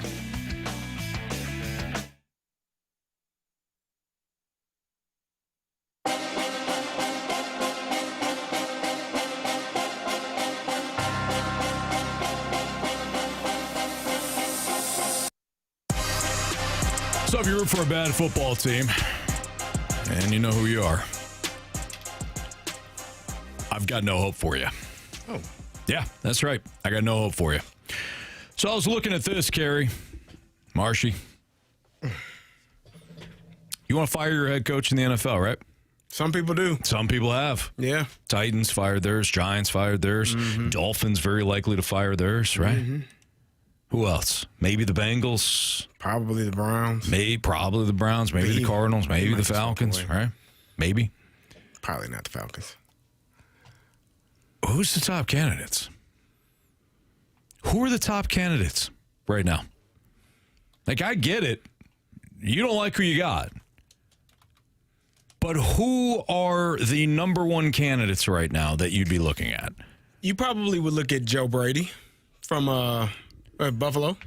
How's that looking to you right now? I mean, he's got one of the best quarterbacks that you can have. I don't know if that's going to help you at all. Not you personally, but, right. Any team. It's not a lot of names, man. No. Not a lot of guys. You want to go back to Arthur Smith? You feel good about Artie, the one-man party? Artie, give him a second shot? It makes my head hurt. Yeah. Mike Kafka? Yeah, nah. Mikey doesn't do much for me either. He's going to be the interim head coach. Maybe the Giants just stayed there. Cliff Kingsbury do anything for you? Nah. We've seen that video, that story. Watch that movie. I want to see it again. Mm-hmm. Maybe Marcus Freeman. Maybe you get a college coach to go pro. At this point, that might be your best shot. He's got head coaching experience. Lane Kiffin, if you can get him to the NFL. Marcus Freeman, maybe. I have a name. Who you got? Matt Nagy. No, hell no. Who got the Bears and Mitch Trubisky to the playoffs? No. He's running that Chiefs offense now. I'm just saying, guys, the candidates don't look good, except for Brian Flores. I'd take the shot on Brian Flores. Brian Flores. Yeah. I'm with you on that. Mm-hmm. I think he deserves another shot, provided, of course, he doesn't kill the quarterback as soon as he walks in the door. Oh, man. Because he don't like QBs, we know that. He's a defensive coach. He shouldn't. Mm-hmm. Got to get after the quarterback. Can I make things worse? Sure. It worse? Go ahead. Let's see, you need a head coach and a quarterback, right? The two things that could really turn around your franchise. You liking any of this in the college football? Yeah, nah. Yeah. You liking these QBs? Fernando Mendoza seems to have inched his way into being the top quarterback at the top of that list. And I think Mendoza is a system quarterback that throws the ball 3 to 5 yards and allows really explosive wide receivers to make big plays. Now, that being said, he had a really good last drive against Penn State a couple weeks ago. Had it when they needed it most. Yep. Penn State wasn't great on defense in that series.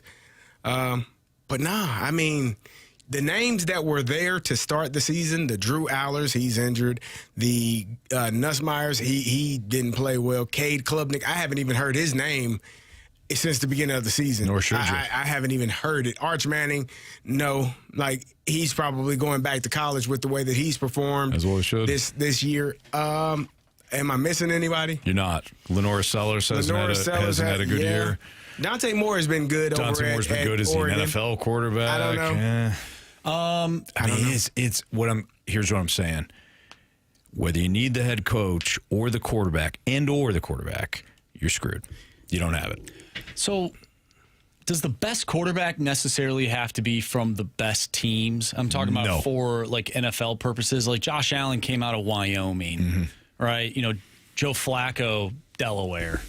Mahomes, Texas Tech. Exactly. Yeah, no. But then you got your Zach Wilsons. That is true too. I mean, there's examples on both sides, but I do think there's something to having to elevate a team around you that doesn't have a bunch of 5-star recruits. You know, playing at Alabama opens up a lot of opportunities for you as a QB. You get to turn around and hand the ball off to 5-star recruits. When that guy gets tired, the next 5-star running back comes in. You're throwing a 5-star wide receivers. You're being protected by 5-star offensive linemen, and you got 4- and 5-star defenders. Like, I'm not saying you can't play in the NFL if you went to Alabama. Right. Jalen Hurts has proven that. Tua got himself a pretty big deal for one season. Got him a shot. But when you play at a program where you're the guy and you face some adversity, I do think there's something to that. I think it is too. I think, you know, but again, I don't know which quarterback you're looking at from this year and saying, yeah, that is the guy. I've seen some good play from a lot of different guys. Joey Aguilar from Tennessee had a really good start there. He was playing well. Mateer was playing pretty well till he had the hand surgery. Jaden Mayave is a guy over at USC that I think is really, really good, but he's got Mekhi Lemon might be the best player in the country, best receiver in the country. Yeah. I mean, this kid, he cannot be stopped. So it's going to be interesting to see which way, and you know this better than anybody, Anthony. Some team, because you and I have watched, we have sat in a place where we watched an entire draft for multiple days. Oh, yeah. Multiple years. Multiple times. And we know that teams will talk themselves into somebody. Yeah. You can watch all this film. You have all of this information. And then somebody's going to go to the combine and say, you know what, you run really fast in shorts. Man, you can throw the ball really far when nobody's rushing you. I want him. Yeah. What do you think of Luke Altmaier, senior? No, thank you. I like Luke. I like Luke a lot. I think Luke is a really good college quarterback. I think Luke is a later end of the draft quarterback, 5th, 6th, 7th round to undrafted. Yeah. But I absolutely love Luke. But when you're talking about like the physical attributes of some of these other guys, he's not the biggest quarterback. Right. Probably doesn't have the biggest arm, but he is one of the one of the toughest and one of the most intelligent quarterbacks that I've seen. Definitely more grit than a lot of these guys that I've watched week in and week out. Yeah, I wonder if this quarterback class in college football, it's going to be one of those classes where the top guys don't necessarily make the lower tier teams in the NFL better. It's more so who's going to ultimately have a better career. It's probably going to be the guys that get drafted later to a better team, and they just kind of slide right in, and everything is, everything's good on their end. Like Lamar. Yeah.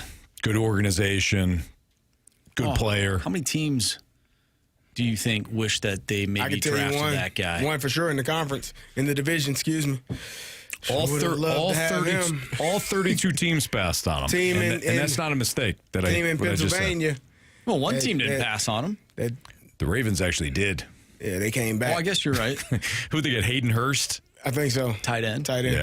Yeah, I think every team, especially that one in Pennsylvania, would love to have old Lamar and pass them up. It's another team in Pennsylvania. Oh, Steelers, yeah. Another team. Yeah, they had Big Ben. It didn't matter, Anthony. Anthony, it didn't. Trust 2 years. Me. Hear me and hear me good. It didn't matter. Boy, Big Ben looked like Kirk O'Chains in that last season, didn't he? Yeah, at least he made it to the playoffs. Yeah, he did. Yeah. You're right, Marsh. You're absolutely right. And they got thumped. By the Browns. By the Cleveland Browns version of Baker. Who did the Pittsburgh Steelers take at number 28? Safety, Terrell Edmonds. He's not even in Pittsburgh anymore. I think the Vikings took Mike Hughes that year. Yeah, he's a Falcon now. Let's see, Minnesota. Where are they at? Yep, Mike Hughes. They took him. He's 2 picks before. He's a backup. before the old Lamar Jackson. What year was it? 2018. Ooh. Who'd you take, Anthony? I mean, AJ Terrell? No. Maybe? Receiver. Pretty good one. Calvin Ridley. Bingo. Oh, yeah, he worked out. He did till he didn't. Had other things going on. Yeah, I'd rather have Lamar. Yeah. I'd rather have Mike Hughes. Oh, Arizona. Wait, we got him anyways. You know who Arizona took? Josh Rosen. They did. The chosen Rosen, they called him. All right. It's Fastlane on 101 ESPN. Yeah, that's a little rough, huh?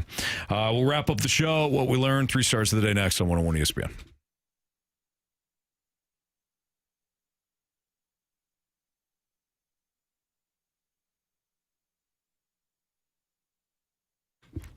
Missouri, the wait is almost over. FanDuel, America's #1 sportsbook, is going live on December 1st, but you don't have to wait until then to sign up because when you join today, you'll get an early sign-up bonus. That's right, join today and you can get started with $400 in bonus bets when you make your first $5 bet. From live betting to same-game parlays, FanDuel is the best place to bet on all your favorite teams, sports, and players. And starting December 1st, you can get in on the action right here in Missouri. Just visit FanDuel.com/Missouri to learn more. That's FanDuel.com/Missouri to join today. Play your game with FanDuel, America's #1 sportsbook. 21 plus and present in Missouri. Gambling problem? Call 1-800-GAMBLER. Early sign up $100 offer. Bonus bets expire 30 days after FanDuel accepts its first real money sports wager in Missouri. Unique user identity verification required. Post-launch $300 offer. First online real money wager only. $5 first deposit required. Bonus bets expire 7 days after receipt. Restrictions apply. See terms for both offers at sportsbook.fanduel.com.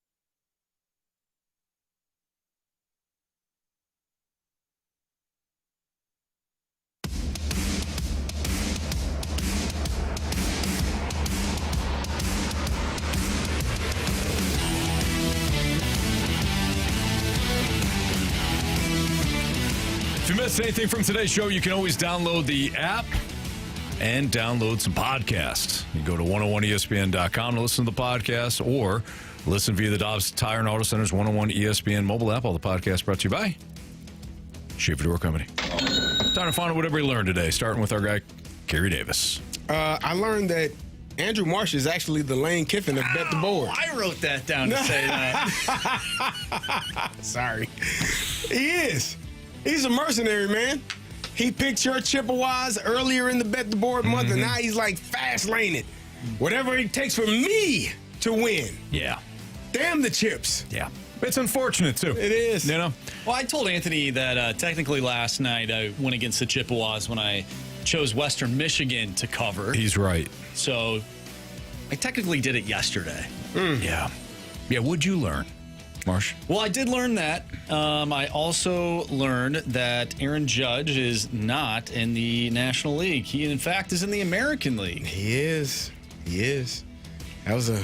Arson Judge is in the National League. Arson Judge, National As I believe League. G-Dog said from the Snake Pit. I too learned that there is no loyalty when it comes to Andrew Marsh. Wow.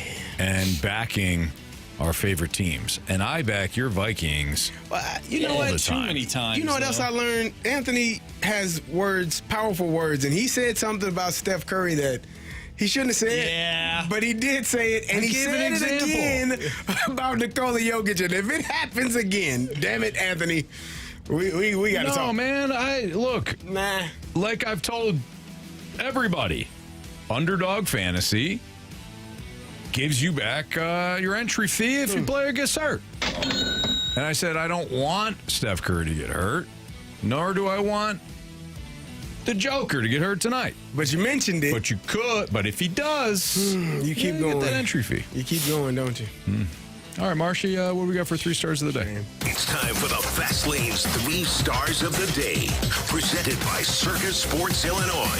Sports betting the way it should be. All right, some people might not agree with this. Maybe they don't deserve to be a 3rd star. Whoa. We're going to give it to the group of 5 teams. Oh. Yeah, no, I don't. I didn't clap on that. No, I can't go there. I'm sorry. 2nd star of the day goes out to Arson Judge. Arson Judge. Shout out to Arson Judge. National League. Probably a National League champion. Yeah. Maybe. Yeah. In Somewhere. our minds. 1st star of the day goes out to Franco Chains. Yeah. Franco Chains. That's right. He's going Absolutely. to take down Kirko Chains. Well, if listen, it's hypothetical. It's a 3rd player, man. What? It's a 3rd player in 2 days. Steph, Joker, and now Kirko Chains. Kirko doesn't need to be taken out. You said there would be He's a got man to take. He's got to take him waiting to in the playoffs. office So when he's he talked making to enough. Arthur. He's making enough money. He's got to take him to the playoffs, or he's done. See ya.